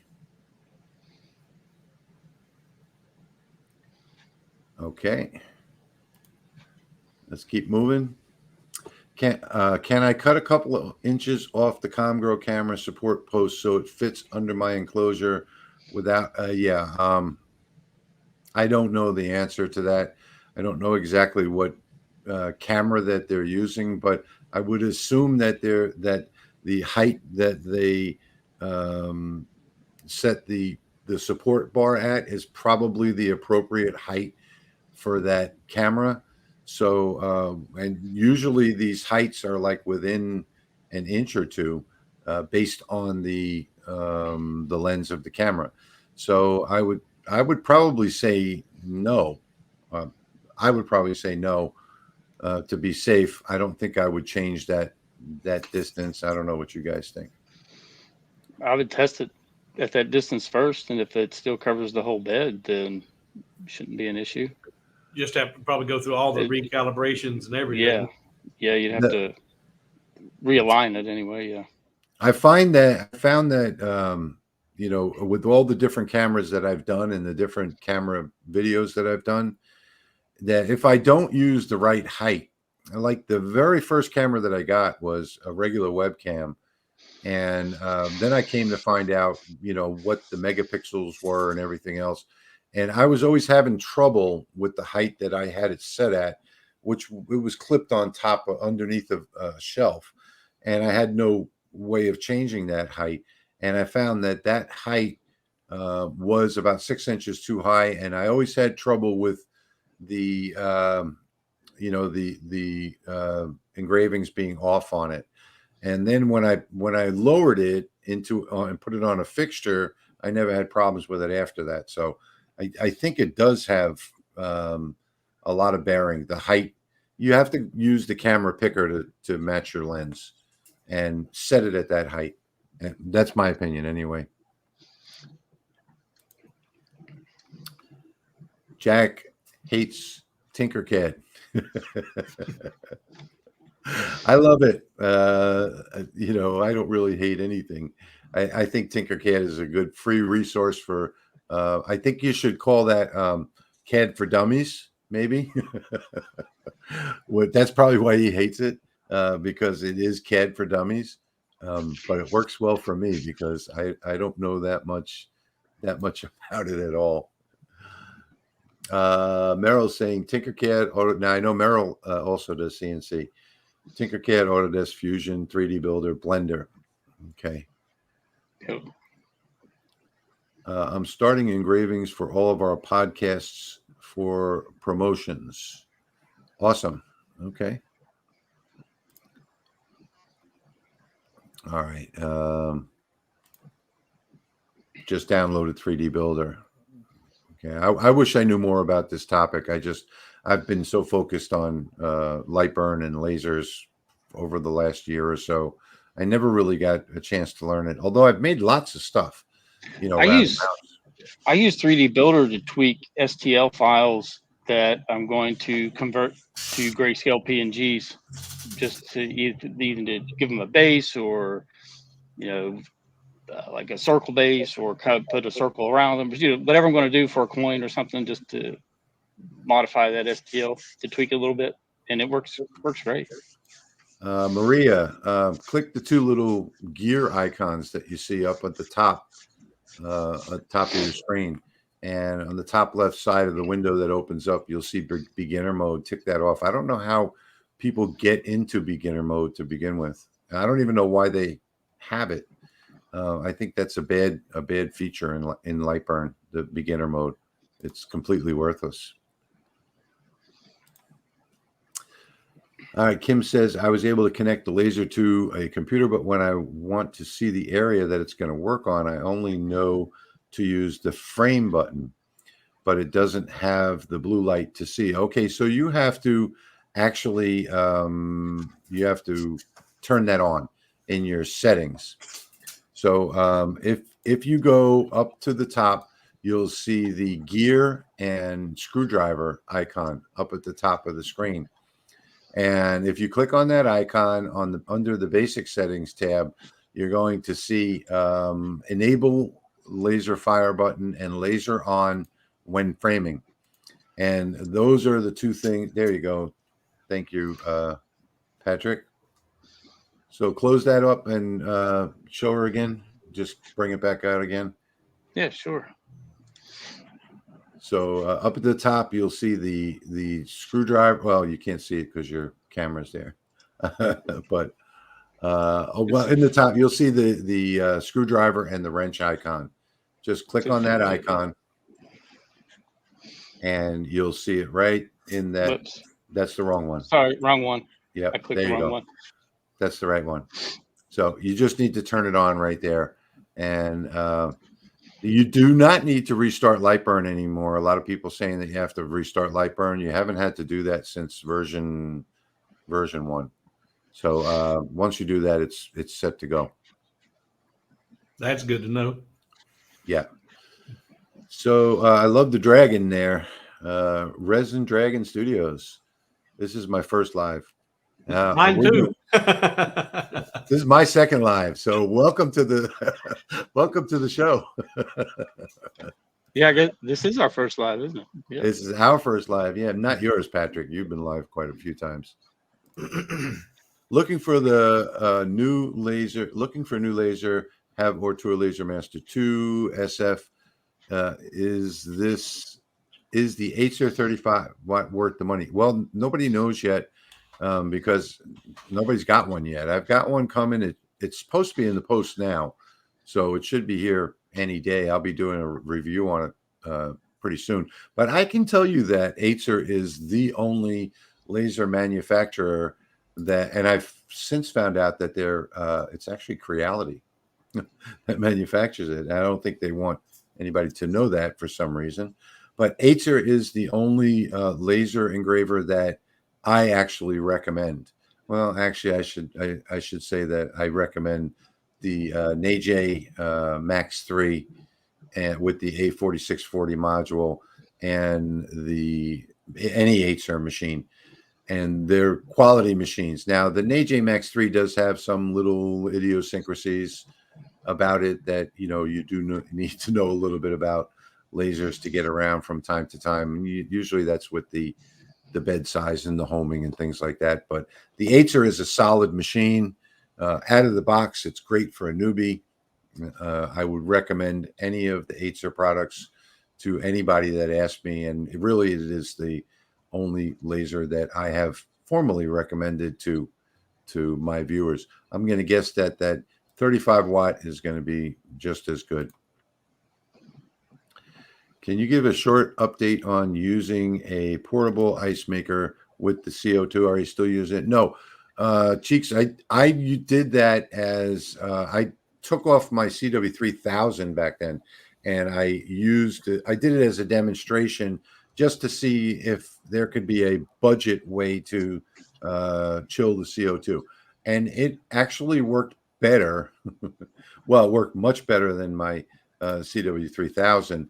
Worked better than even my CW5200, which is has a real compressor. The problem that I had was I would have had to modify it. Now, I did run it for all of 2.5 months or so, and every job that I did, it was perfect. I had my little I actually had to get a little heat gun, which don't know what here it is. I actually had to buy this to keep track of it. And I would check the water temperature throughout the job, and I got to tell you that it worked perfectly. I just took the ice bin out, put the distilled water in, filled it all the way up, and turned it on, waited 7 or 8 minutes, and that's it. It was chilling the water instead of making ice. And the problem that I had with it is that I needed to add a temperature probe so that would turn the machine on and off. And I didn't want to get into the modifying of it. I was still going to use that as a ice maker in the motorhome. So I didn't want to get into all the modifications, but the modifications would be drilling 2 holes in the top, to put your lines through, and getting that temperature control, because the problem that I had was that it would get the water too cold. So when you get below 5, 6, 7 degrees of ambient room temperature, then the inside CO2 tube will start to get condensation, which will cause short downs in the tube, and you'll burn up more CO2 or burn out your tube, if that happens over time. So you got to make sure that it would get too cold was the problem. So you would need to have a temperature regulator, and I didn't want to get into all that. But yeah, I mean, $150, you'll have a better chiller using the portable ice maker than you would with a commercial one. And I want to say a thank you to Gary for the kind words, and thank you for your $10 donation. Thanks, Chuck Wheeler, for your donation. Appreciate it. Thank you all so much. These donations mean a lot. All of these donations today are going to the guys for supplies, so that we can, you know, keep these videos coming for you on this channel. Once this channel gets monetized, then we can go back to then we can go switch over to having the donations over there just for the channel. And if everybody that watches the channel donates $1, you know, I mean, that'll keep the channel going forever, and the videos will keep coming. Oh, that I missed that question. Should the laser be running 24/7 even if not in use? Oh, so I'm not sure which laser that you're talking about. Some people in the winter keep their CO2s running 24/7. Of course, you turn off the power supply for the laser tube on the CO2. You can keep the laser running. The only thing that's really running is the pump and, you know, the lights and a couple of LEDs. Of course, you know, your power supply is running as well. But some people keep the CO2 running in the winter to keep the water circulating if their shop doesn't get too cold. If you're getting like below 30 degrees, then I wouldn't suggest you do that. But on the diode laser, many diode lasers receive power from the computer, the 5 volts, the minute you plug in the USB, and they'll be powered 24 hours a day. That won't affect anything. So you can leave a diode laser plugged in 24 hours a day. It's not going to be a problem at all. Maker Theory is using Fusion 360 for designing 3D. Looking into the new SolidWorks. SolidWorks, I hear that a lot. Geo at Baker Theory, he's pretty good with his 3D designs. So yeah, good. I pay attention to what he says. Yeah. Okay, I have an Xtool. Andy says he has an Xtool D1 Pro, and it works great in all instances except one. When I hit the home button, the laser head moves left but not back. Any ideas? Again, okay. So one of the biggest mistakes I think that Mia and Jason make at Xtool is they train people improperly on how to use a D1, and that could be happening because the laser may think that the Y is already at the home position. Because the way that they train you to use the laser and the way a lot of people use the laser is by sliding it around by hand, moving the laser module by hand. Well, that's not the way you're supposed to use a laser. You should be starting in the home position. If you have the older style, you don't have limit switches, you can move it by hand to the home position. And then when you turn on the machine, it knows that it's home. Then you should use absolute coordinates. Or if you're not using absolute coordinates, you want to use current position or use origin, you can go to the move tab, use the arrows to move it to wherever you want, and then switch over to and then use origin or current position that way. You should not be moving the laser head by hand. So that could be your problem.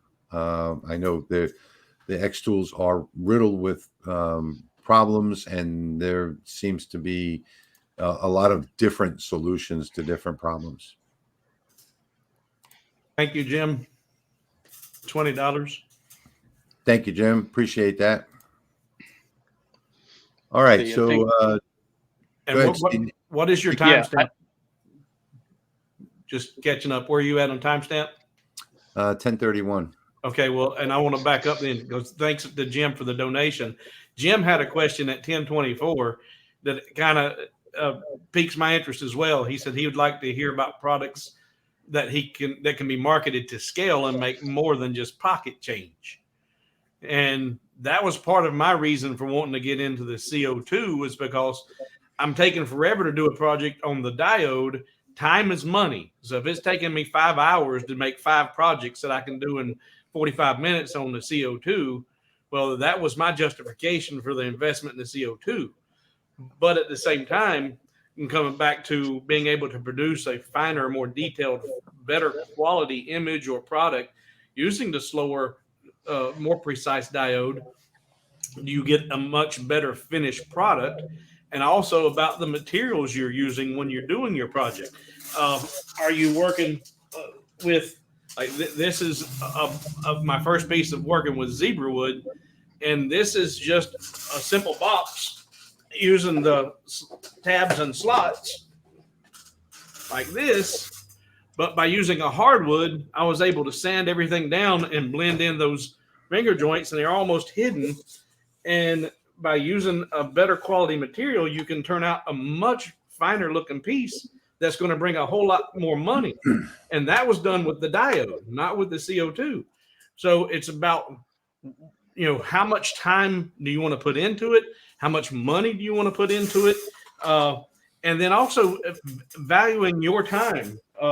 That's the other thing, a big problem I have is people in my area who are just whoring the market with putting out fast, cheap stuff on their CO2, and the finished product is subpar, in my opinion, and they're selling it for pennies on the dollar. And so when people look at mine, say, well, they've got them up there and they're only $5. Yours is $25. Yeah, well, mine's also finished. It's sanded. It's lacquered finish. It's hardwood. It's not made out of bamboo.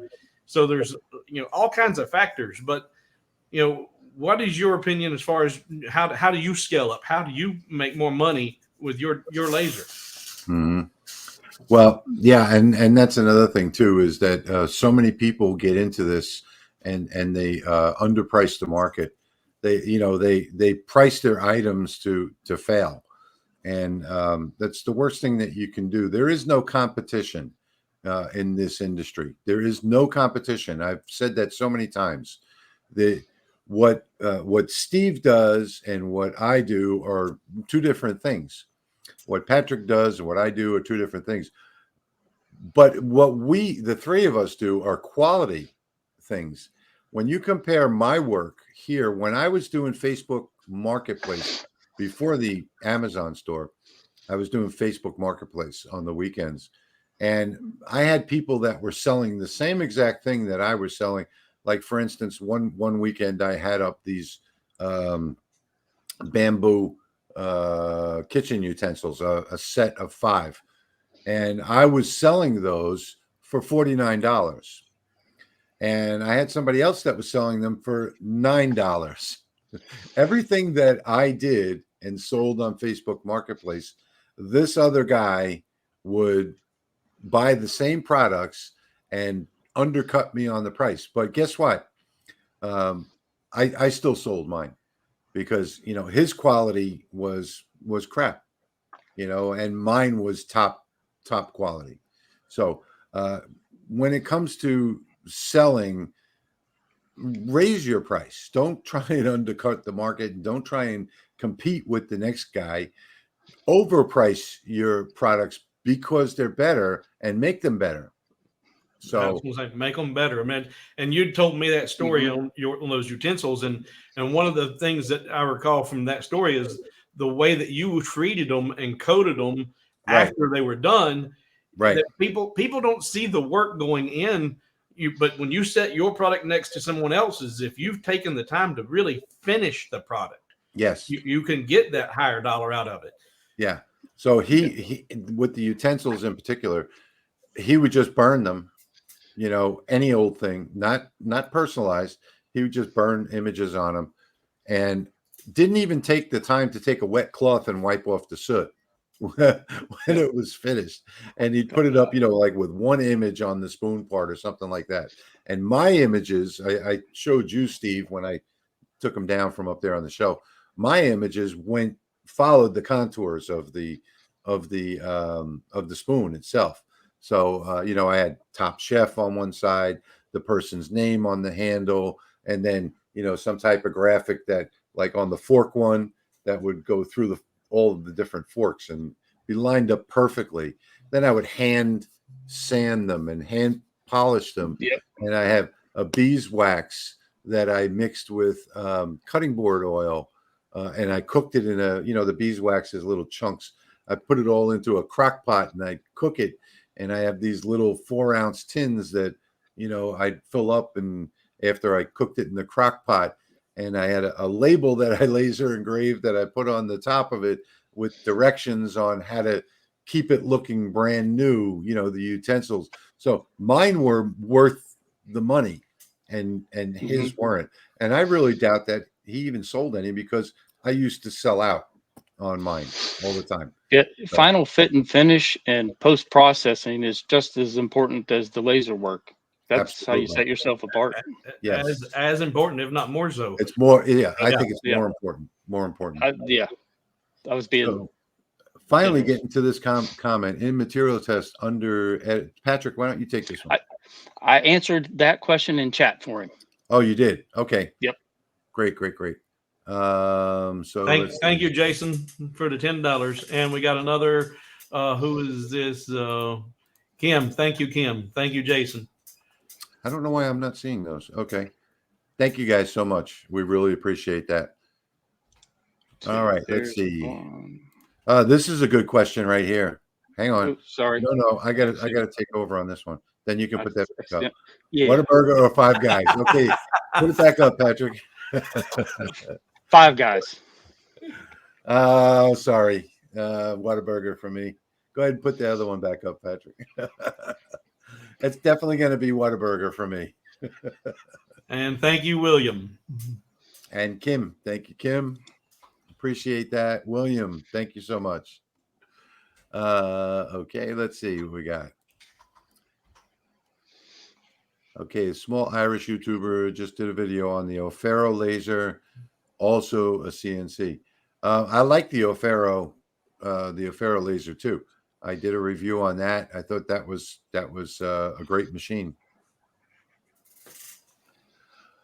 Okay, Johnny says, I've gotten weird results in test material, and I'm wondering if the material settings and text settings fields are overriding my other settings.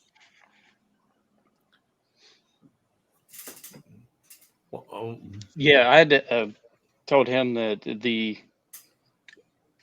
test settings should override the base material settings that are at the bottom. That's what should happen. Right. Mm-hmm. Yeah. That if you're talking about the LightBurn test, material test, then that overrides everything. Yep. I don't have Corel Draw. What is a good conversion program to work with LightBurn? LightBurn doesn't need a conversion program. Just drag your image or your vector raster into LightBurn. It automatically converts it. So you don't need any type of conversion software. And if there are any beginner users out there watching right now who have not begun to use LightBurn, what are you waiting for? LightBurn is not intimidating. It should not be intimidating. It is very easy to grasp.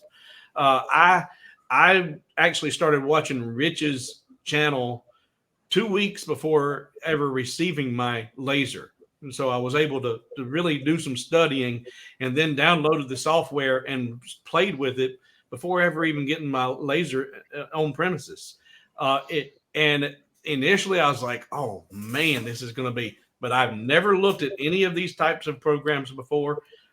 Never had any experience with any of the CAD or anything like this. It is not that difficult. And what I have learned in this short period of time and playing with the software that comes with Xtool, and then also I've got the Xcarve and playing with their easel software, this proprietary software that comes with these different pieces of equipment, man, they're so handicapping and so elementary and so difficult to use. Get away from that stuff. Agreed. Don't be intimidated. Pull the trigger, get that LightBurn, watch Rich's channel, watch my channel. It is not that hard to grasp, and you can do so much with this. Don't forget about Patrick's channel. Yeah, well, and Patrick, yes. I haven't seen Patrick's tutorials. In fact, I haven't seen a lot. I'll have to. This is what's great about this Laser Makers, is it's going to bring so many different people. The people who are going to be drawn to his channel are people who are not going to be, having watched mine in the past. But hopefully they'll bleed off. I watched the video today. You're doing the mags, and that's impressive. to watch those lasers. That's just another thing for me to put on my wish list. Yeah, the PMags are awesome. Patrick did a PMag for me for my AR, 4 different colors. I mean, it came out just with my logo on it and everything. I'm not quite sure what this question. You guys understand this question? Rotary for bigger objects than the laser bed? What you talking about, Willis? What kind of laser bed? Yeah, I'm not quite sure what. I think maybe they're talking about the fiber. Or they've got one of the really small lasers. Yeah, that's why I'm thinking it might be a fiber. I'm not sure what that question means.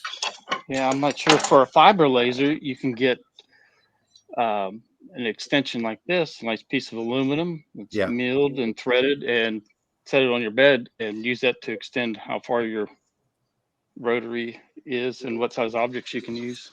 Right. Which I know think that the might be the guy question. that makes and sells these. Maybe you could throw a link. Can you put a link up to that? Yeah. All right. Patrick O'Brien says, can the RA2 be used with a CO2 40 watt? It can be used with the monport 40 watt. It can be used with the omtech. Some of them are different. Yes, you can. So you need to know a little bit about wiring. You need to know how to take the pins out, because you got to match up your pins, your positive, negative, TTL, all that stuff. You got to make sure that the pins work properly. And on the control board, you'll see the 5-pin connector.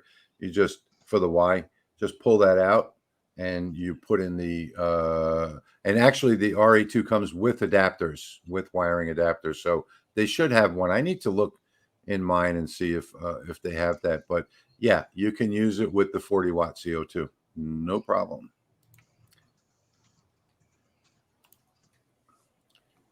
Yes, this is our first, this is our launch of the channel, first live stream. First time we're doing this. My second live stream ever. I think this is Steve's first. First, yes, huh? I'm a virgin. All right. I've done a few. I got to roll. Well, thanks for joining us. We really appreciate that. Thank you so much. I've got the Neje Max 3 for diodes, very powerful. Yes, the Neje Max 3, if you got the A4640 module or maybe the E40 with it, fantastic machine. It's going to do anything and everything that you want in a laser engraver. Yes, thank you for that. Hey, don't forget, after the stream, once the live stream becomes a video, come back and leave a comment. Tell us what you thought of the live stream today, and give it a like. And we want to get as many thumbs ups as we can. The faster we get, rewatch it. And if you have a question that didn't get answered here, put it in the comments, and one of us will try to get to it. Absolutely. One of us will get to it. So if your question doesn't get answered here today, we have a short time. We're getting pretty close to the 2-hour mark. We're probably going to cut off at about 2 hours. So yeah, if we don't answer your question here, make sure you leave the comment after the video becomes a video instead of a live.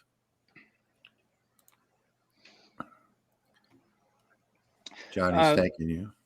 Did you say you were going to repost this video over It's on going to Laser automatically it'll automatically become a video once we're done streaming. Right. That'll be on your channel. I didn't know if you're going to repost it over on Lasermaker Realm. It'll be on the Lasermaker Realm website. Yeah, and also on the blog. Cool. Old drinking fountains worth, yeah. Yes, they do. The difference is that you have to modify it quite a bit, because the old drinking fountains, they have that, and in fact, I know somebody who did this in Baton Rouge. They have that tank, that stainless tank inside. So yeah, you do have to do some modifications, though. You had to do some drilling and put some fittings in and things like that. But he did use an old water cooler. That's a great idea. I ordered the Atezr 20-watt Pro well over a month ago, but still have not received it. Yeah. The PRC has taken like full control of the people in China. So everywhere you go, and I think just a couple of days ago, the WHO came out and with these new numbers, and they're letting go. They're finally letting go of their chokehold on the people over there.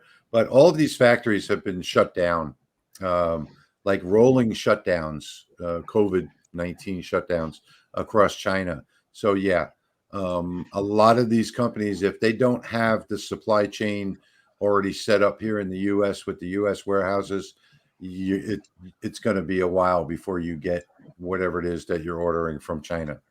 So they've really the PRC really took advantage of this COVID-19 and in some really incredibly stupid ways. And they pretty much up until last week, they've had China locked down for over a month. So I have to turn the temperature control up. It keeps my water too cold. It's an awesome answer. I think he's talking about on the I don't know what he's talking about. The ice maker doesn't have temperature control, so he might be talking about on the chiller itself. On a chiller, you got to be careful of your temperature. So your temperature swing should be no more than 5 degrees. A lot of people misunderstand using a chiller with a CO2 machine, and they think that the colder the better, and that's just not the case. If it excuse me, if it's 50 degrees in your shop, the temperature should get no colder than 45. If it's 60 degrees in your shop, the temperature should get no colder than 55. If it's 70 degrees, it should get no colder than 65. You have to keep the temperature is based on the ambient room temperature for the chiller. And if you just leave it in intelligent mode, the way it comes from the factory, where it will maintain that temperature based on ambient temperature, then you're good to go. People start having problems when they go into manual mode and they set a particular temperature that doesn't match the temperature in their shop. And that's where they run into problems. Thank you for your donation, Matthew. This is a $50 donation, guys. Thanks, Matthew. Appreciate it a lot. Thank you so much, Matthew. Much appreciated.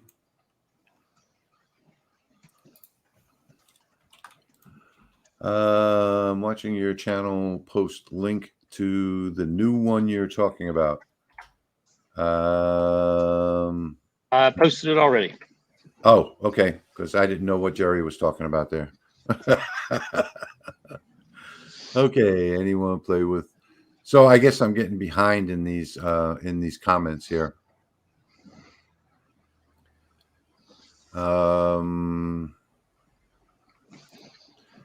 How to make in LightBurn a bigger work area than my work area? You can't. You can't make it bigger than your work area. You'll run into the rails. For design purposes, you can design as large as you want. Doesn't matter. Right. Mm-hmm. You can just, in fact, I'll do that a lot if I'm building a larger project that's going to be, one of the boxes that's 20 pieces that's going to be cut out in 4 different jobs. I just drag it off the workbed and design in a white space. Yep. Yeah, so that's where I do most of my designing is in the white space, not on the work grid. On many lasers, anything that you have in the white space is completely ignored by LightBurn. If you have an older version of LightBurn, that's not necessarily true. Older versions like 9.24 and below that, it sees everything. So you definitely don't want to do that. But with the newer versions, you can design off screen.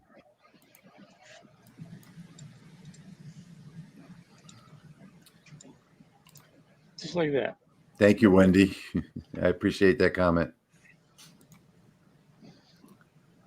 Which laser would you recommend that someone have if they want to cut, engrave metals, acrylic, and wood? Well, that would be a no-brainer. Patrick can answer that for you. That would be fiber laser. Now, how thick of metal can you cut with your fiber? Depends on what the wattage is. And how much time you have. Yeah.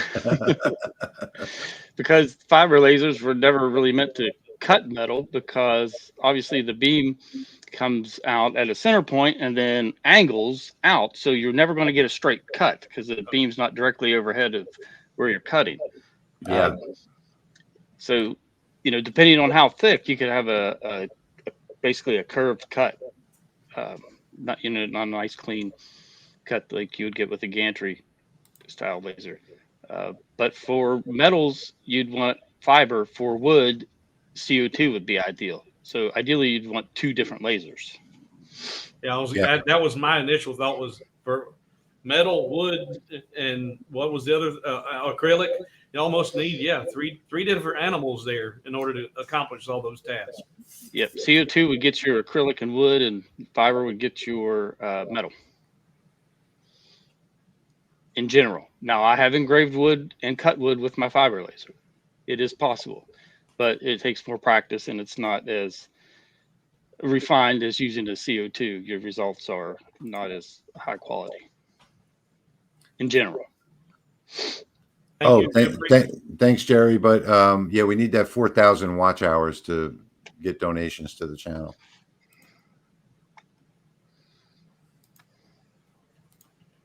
That was a $20 donation from Jeffrey. Thank you very much, Jeffrey. Thank you, Jeffrey. Dwayne is asking, will the RA2 Pro rotator work with the Atezr P20 Plus?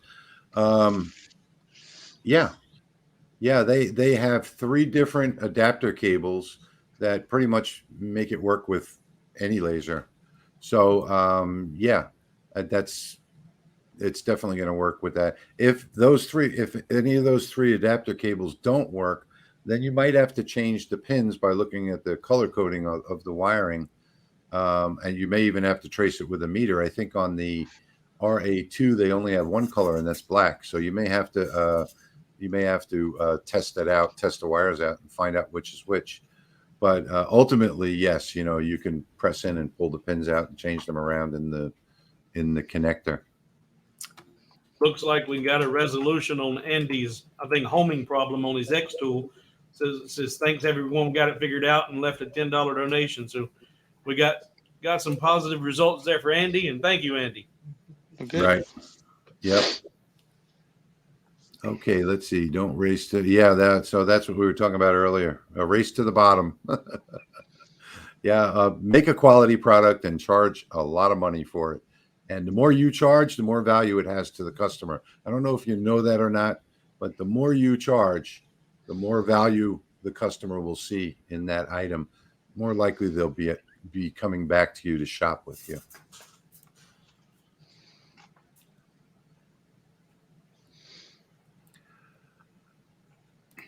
All right. Jerry says he hates working with 2 or 3. Well, you know what? Welcome to the club. 1/4 inch is the best material that you're going to find to work with on a laser. No question about that. The thin woods are definitely going to warp more than anything else. I always keep them under pressure. My big rough cut wood, my 8 and 10 foot long boards, I keep standing up, but they're an inch thick. My regular hobby wood, well, that the hobby wood I keep laying flat with weight on top of them. So, all right, let's see.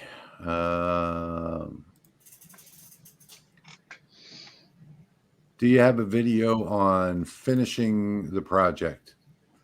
I don't typically do videos on finishing. I just talk about how I finished it, and I'll show the finished product. But I guess maybe I should start doing that. My videos are so long to begin with that it takes me 30 minutes to get my point across. So that's why I try and keep the ending as short as possible.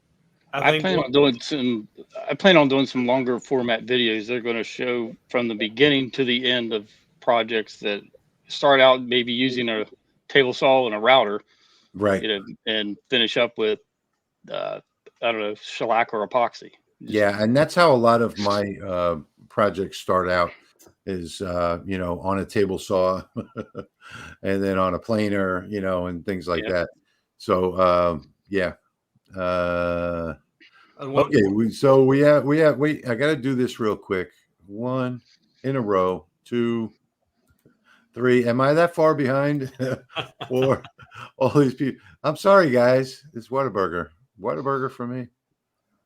so we don't have a Whataburger here, so I have no idea what you're talking about. Five Guys, if you have them throw green peppers, jalapenos, and onions on the grill with your burger, it's great.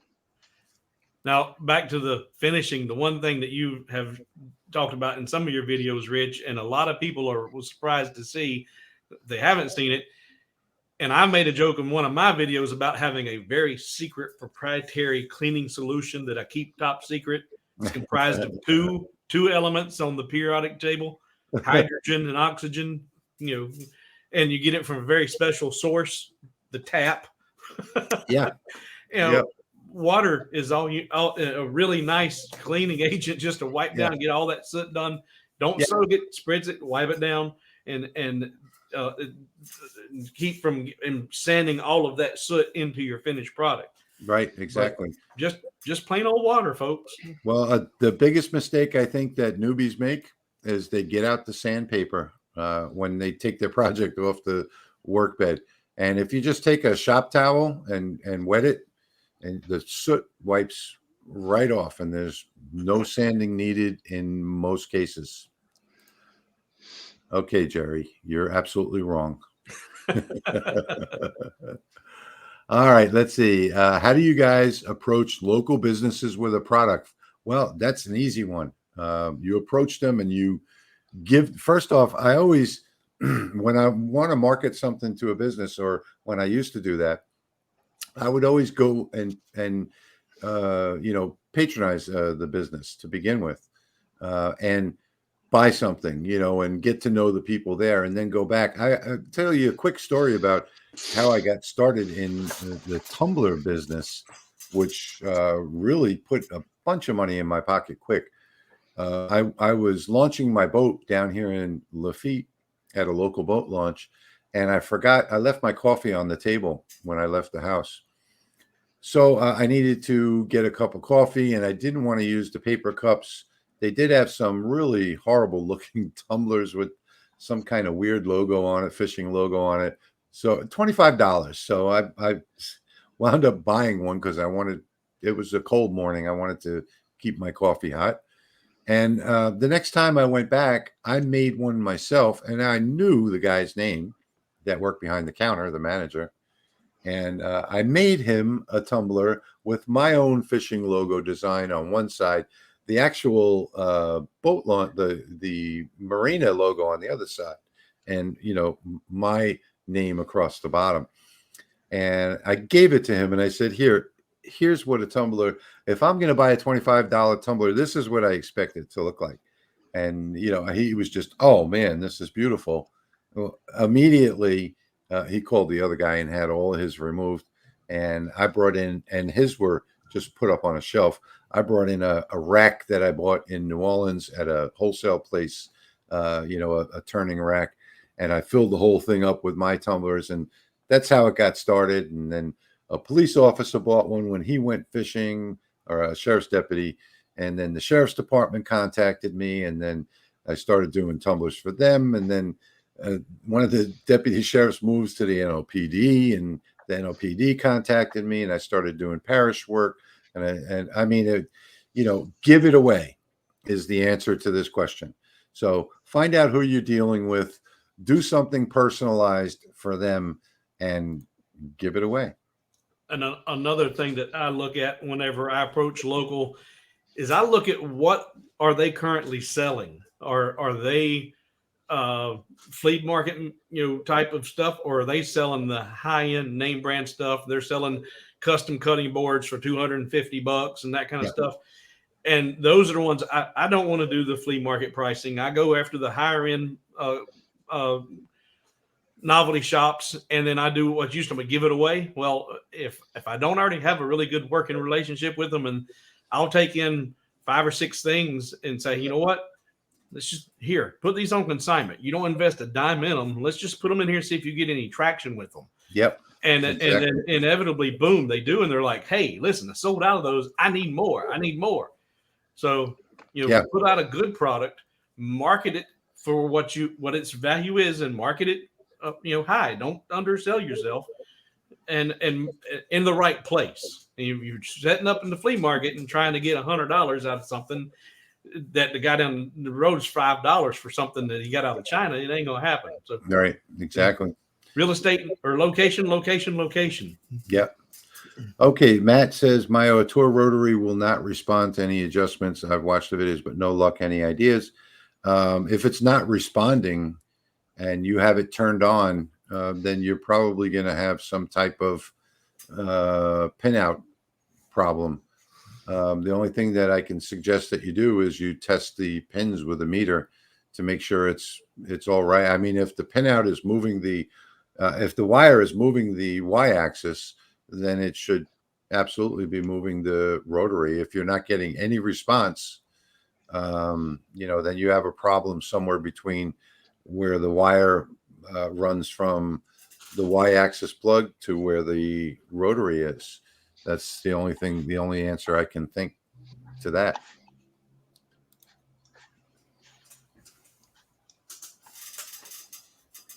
Exactly. Good suggestion there. So Jerry says, take them free samples, show them pictures, leave your card, all good advice.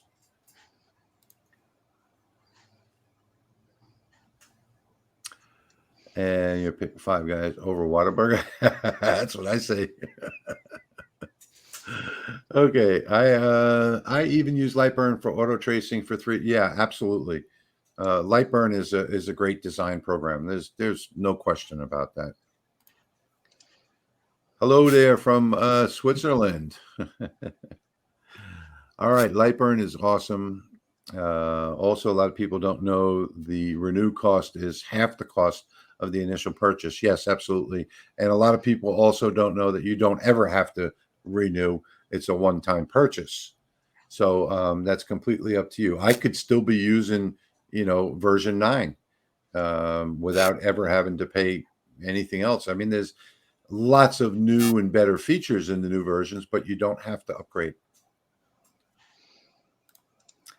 It took about 2 weeks to get pretty good. Yeah, it doesn't take long. I found the Xtool software totally confusing. Yeah.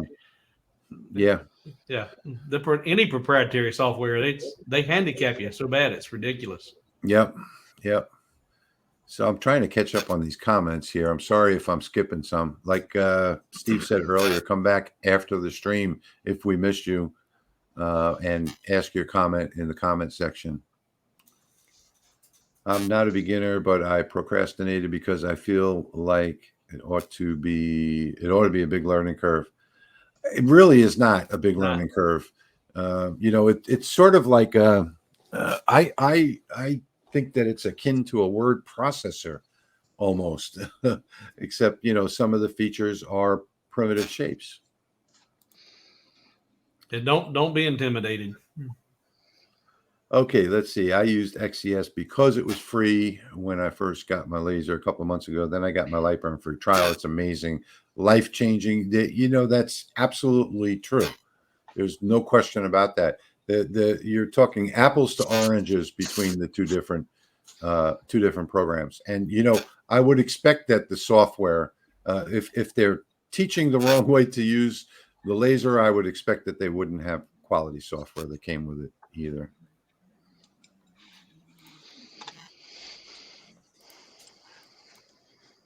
CDR files may be the question. Use Inkscape. I don't use Inkscape at all, ever. All right. Well, Jack in the shop mentioned that we used to, and Jack in the shop is right around the corner from me, and he says we used to have a Whataburger here in town. I don't remember it, Jack. But the fact that we had one and this redneck place couldn't keep it up, it apparently wasn't that good. Okay, so Nikita says she has a month-old 80-watt omtech and did a test cut. It worked great. Cut 6 millimeter, 40 power, 10 millimeters per second, but now having trouble cutting it at 5 millimeters, 80 power. Any ideas? First off, I don't think I would use 80 power. You need to check your milliamps. Make sure that you're not on the 80 watt. You shouldn't be going over 21 milliamps. So make sure that you stay under that, number one, to begin with. Number two, on any CO2 machine that you get, you have a month-old one, the chances are that one of two things is happening. Either your mirrors are out of alignment. You're going to need to do a mirror alignment, or perhaps your laser head is not perfectly vertical and square to the gantry. So that's two things that it could be. And those are two things that you have to do on any new CO2 laser engraver that you get. LightBurn is the bee's knees. Haven't heard that term in a while. Don't waste your time on others. I absolutely agree. No question about it. Jason says, I think they mean if the object is too close or the laser is using a rotary tool. Okay. I forgot what that question was from earlier. You're amazing. I just got my P20 Plus. Thanks for all. Everybody that contacts me about the Atezr P20 has nothing but praise to say about it. So if anybody's in the market for a new one, go ahead and spring for the Atezr. It's a great machine. Thank you for that. Yeah, like and smash that that button. Show your support for the channel. I appreciate that. Yep. Please, everybody, subscribe, like, click the bell notifications. Like I said earlier, I don't do this in my videos on my channel, but it's important to this channel that we get as much watch time as possible, as many likes. We need to get into the algorithm, the YouTube algorithm, and get the channel pushed out so that we can grow and bring you a lot more content. The more we grow and the bigger we grow, the more content we'll be bringing. I have a truce with an easy rash and I'm afraid to make it angry or jealous. Okay. Okay. So that's Patrick answering something. Easy crash. Yeah, you can say that again. All right. Besides Amazon, where do you guys get materials from? Things like wood, cutting boards, tumblers, etc. Oh, gee, I've got so many places that I get them from. Mine range from everywhere from a local cabinet shop to a local lumber yard to Amazon to online wood sales. What's the name of that weird one, Patrick? The Ocho. Yeah, Ocho. Yeah, I mean, there's so many places. I know Steve goes to a local lumber yard. Cabinet makers, cabinet makers have lots of cutoffs. Yeah, you're not going to believe it, but they have lots of cutoffs. I even found about 2 years ago a door manufacturer right down the road from here, and they have a lot of the doors have. I never realized the doors are styrofoam, and they just have a veneer on them that's like 1/4 of an inch thick, and they have tons of cutoffs from these doors, in all types of exotic woods. That I just stopped in there. I said, "Can I pick through your garbage pail?" And they were like, "Yeah, knock yourself out." I mean, tons and tons of wood. There, if you just look around, I even used to stop at job sites with new construction where homes were under construction.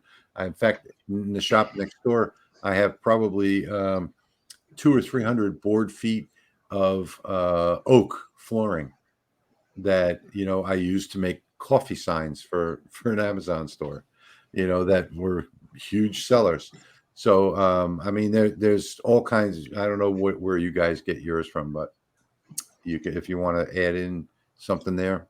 Nah, you covered it pretty much, and there are some hardwoods are the biggest thing. Like you mentioned, how'd you say it, Patrick? Okuch. Yeah. Yeah, it's like Okuch hardwoods. Yeah, and that's what I've been playing with, and because I've found myself trying to do these inlays, and when you're working with the thinner plywoods, the veneers are an issue when it comes to sanding. So true hardwoods are a lot. So let me. I'm looking at my shortcuts right now. It's OCOOCH hardwoods. Yeah. That's one that I use. I don't do too much buying online, but a lot of I get all of my awards from gs2awards.com. Let's see, clock parts. Oh, clockparts.com. So if you're going to make a clock, make one that adjusts itself to daylight savings time. You can get that at clockparts.com. And I really like it. It's a couple dollars more, but it adjusts itself. They also have the ones that are the atomic clocks, and about the same price as you pay on Amazon. The coasters I used to buy the holders from coasterholders.com. I get a lot of supplies at dhgate.com. Globalsources.com is another good website. ec21.com. jpplus.com is a big supplier for me. Wholesalecuttingboards.com. rticOutdoors.com. Michael's and webstaurantstore.com are just some of. I have about 100 of these in here, but I get my supplies from, and that's for all different supplies. Those lists right there. So you can, once the video is published, you can come back to this point right here at wherever we're at. And 222. where are we at right now? 222. So you can come back to 222 and replay with that list that I just gave there, and go take a look at some of those websites. I'd love more videos where you actually go through the steps to make the graphics in LightBurn. I'm anti-copy and paste from Google or using any other people's libraries. Thanks for the great channels. Okay, well, most of my videos have all of the basics of making your own graphics together. So you look on my channel for design graphics like a pro, and I think LightBurn 201, and I have several videos where I talk about actually design from start to finish. And even if it's not where you're using other things as a guide, I've always found that nobody has any original ideas. Everything is inspired by something else. So with most of the I don't copy, paste, and use anything off of Google. I'll copy and paste it and design my own based on that. So and what I'll do, like for the projects, especially projects I'm going to be creating for Laser Maker, is I'll find something on Etsy or on Google that's popular, high in demand, and then reverse engineer it in LightBurn, creating it from scratch. But those videos will be on my channel, not on the Laser Maker's Realm. Right, exactly. Okay, Jim says, what's your opinion of the infrared laser on the D1 Pro? I think it's a gimmick. I did a whole video on that. If you want to go on my channel and watch that video, it's a gimmick. I'm sub to the Hobby Guy. Can somebody post the other two panelist channels? Patrick, can you put those up? Sure can. See, there's mine. Thank you, Jim. We're gonna run all the channels. We don't have to run mine, Patrick, because this is being broadcast on my channel. But switch back and forth between the two, because we're coming down to the end of the stream now. It's 11:24, and save this chat. I don't know how to save this chat. Thank you so much, Matthew. That's at 11 o'clock. I'm 24 minutes behind here. We appreciate that donation. And listen, guys, once we do get monetized, if you like what we're doing, donate $1 or $2. It's got to be worth a $1 or $2 to you. We spend hours and hours putting these videos together for you. Millions of dollar contracts they're sitting on because electronic short. Yeah, exactly. Yep, that's going back to my point about the sourcing from overseas. LightBurn can do it, but they deliberately have chosen not to because they don't want to condone people walking away from a CO2 or diode laser. I'm not sure what that was. That was in reference to an end sound whenever a job finishes. It's available on the Galvo version, but not yeah. Diode and CO2. Yeah, the little ding at the end, like in Laser Gerbil. Yeah. Can't wait for the next one, you guys. Okay, great. Yep. Thank you, Patrick. The next one will be in 2 weeks. And we'll have some new videos out, before then. Not sure, Bob. There is. I must have missed it. I don't know. I'm behind on these comments. I'm really sorry. Yeah, that was in reference to the end sound. Oh, okay. Adreno thermostat. Yep. Perfect setup. I hit enter too soon. Is there for Galvos? They will not add one for gantry because that leaves it open. Yeah, no, they don't have one at all. Yeah, I'm there. I know, Jerry. I can't keep up. So thank you, Jeffrey. I'm gonna have to rush through some of these because we're getting close to the end here now. Andy, thank you so much. I appreciate that. If any of y'all want to donate to the channel to help us get started, we'd appreciate it. Even $1 or $2. Every little bit is going to help. Watch hours. Yes, forget about it. No, we need that 4,000 watch hours to get super chats. So we can't do that without the 4,000 watch hours. I just purchased an Xtool D1 Pro 20 watt, trying to use a jig to engrave multiple items. I can't get the y-axis to be consistent. And, that's one of the problems with the proprietary software is that we can't go in LightBurn and calibrate the X and the y-axis. So, unfortunately, you're going to have to work out that problem with Xtool and hope and pray that they'll answer you. One thing that I did experience this exact problem working with my Xtool and a jig. And the one thing that you can do to help be able to get consistent returns on that jig is changing your finish position or your return to finish position. Don't let it go to home. Don't send it to home. Set a end position of that makes sense. Be it 10-10 or 50-50, whatever, where it's out of your way on your jig instead of it going to, because the Xtool doesn't have those limit switches. So when Xtool goes back and goes to home, it hits that back rail and it bounces around. It's never starting from the same place twice. So you're not going to get the same consistency. So run the job once and then tell it to go to a fixed position, an end position, set your end spot. And then when you send that job back out every time, it's going to be consistent every time. That makes sense. Thank you, Steve, for that. I don't know what laser you're talking about, what omtech and what monport, so I can't really answer that. Has anyone discussed the infrared module? Yeah, I think it's a gimmicky product that's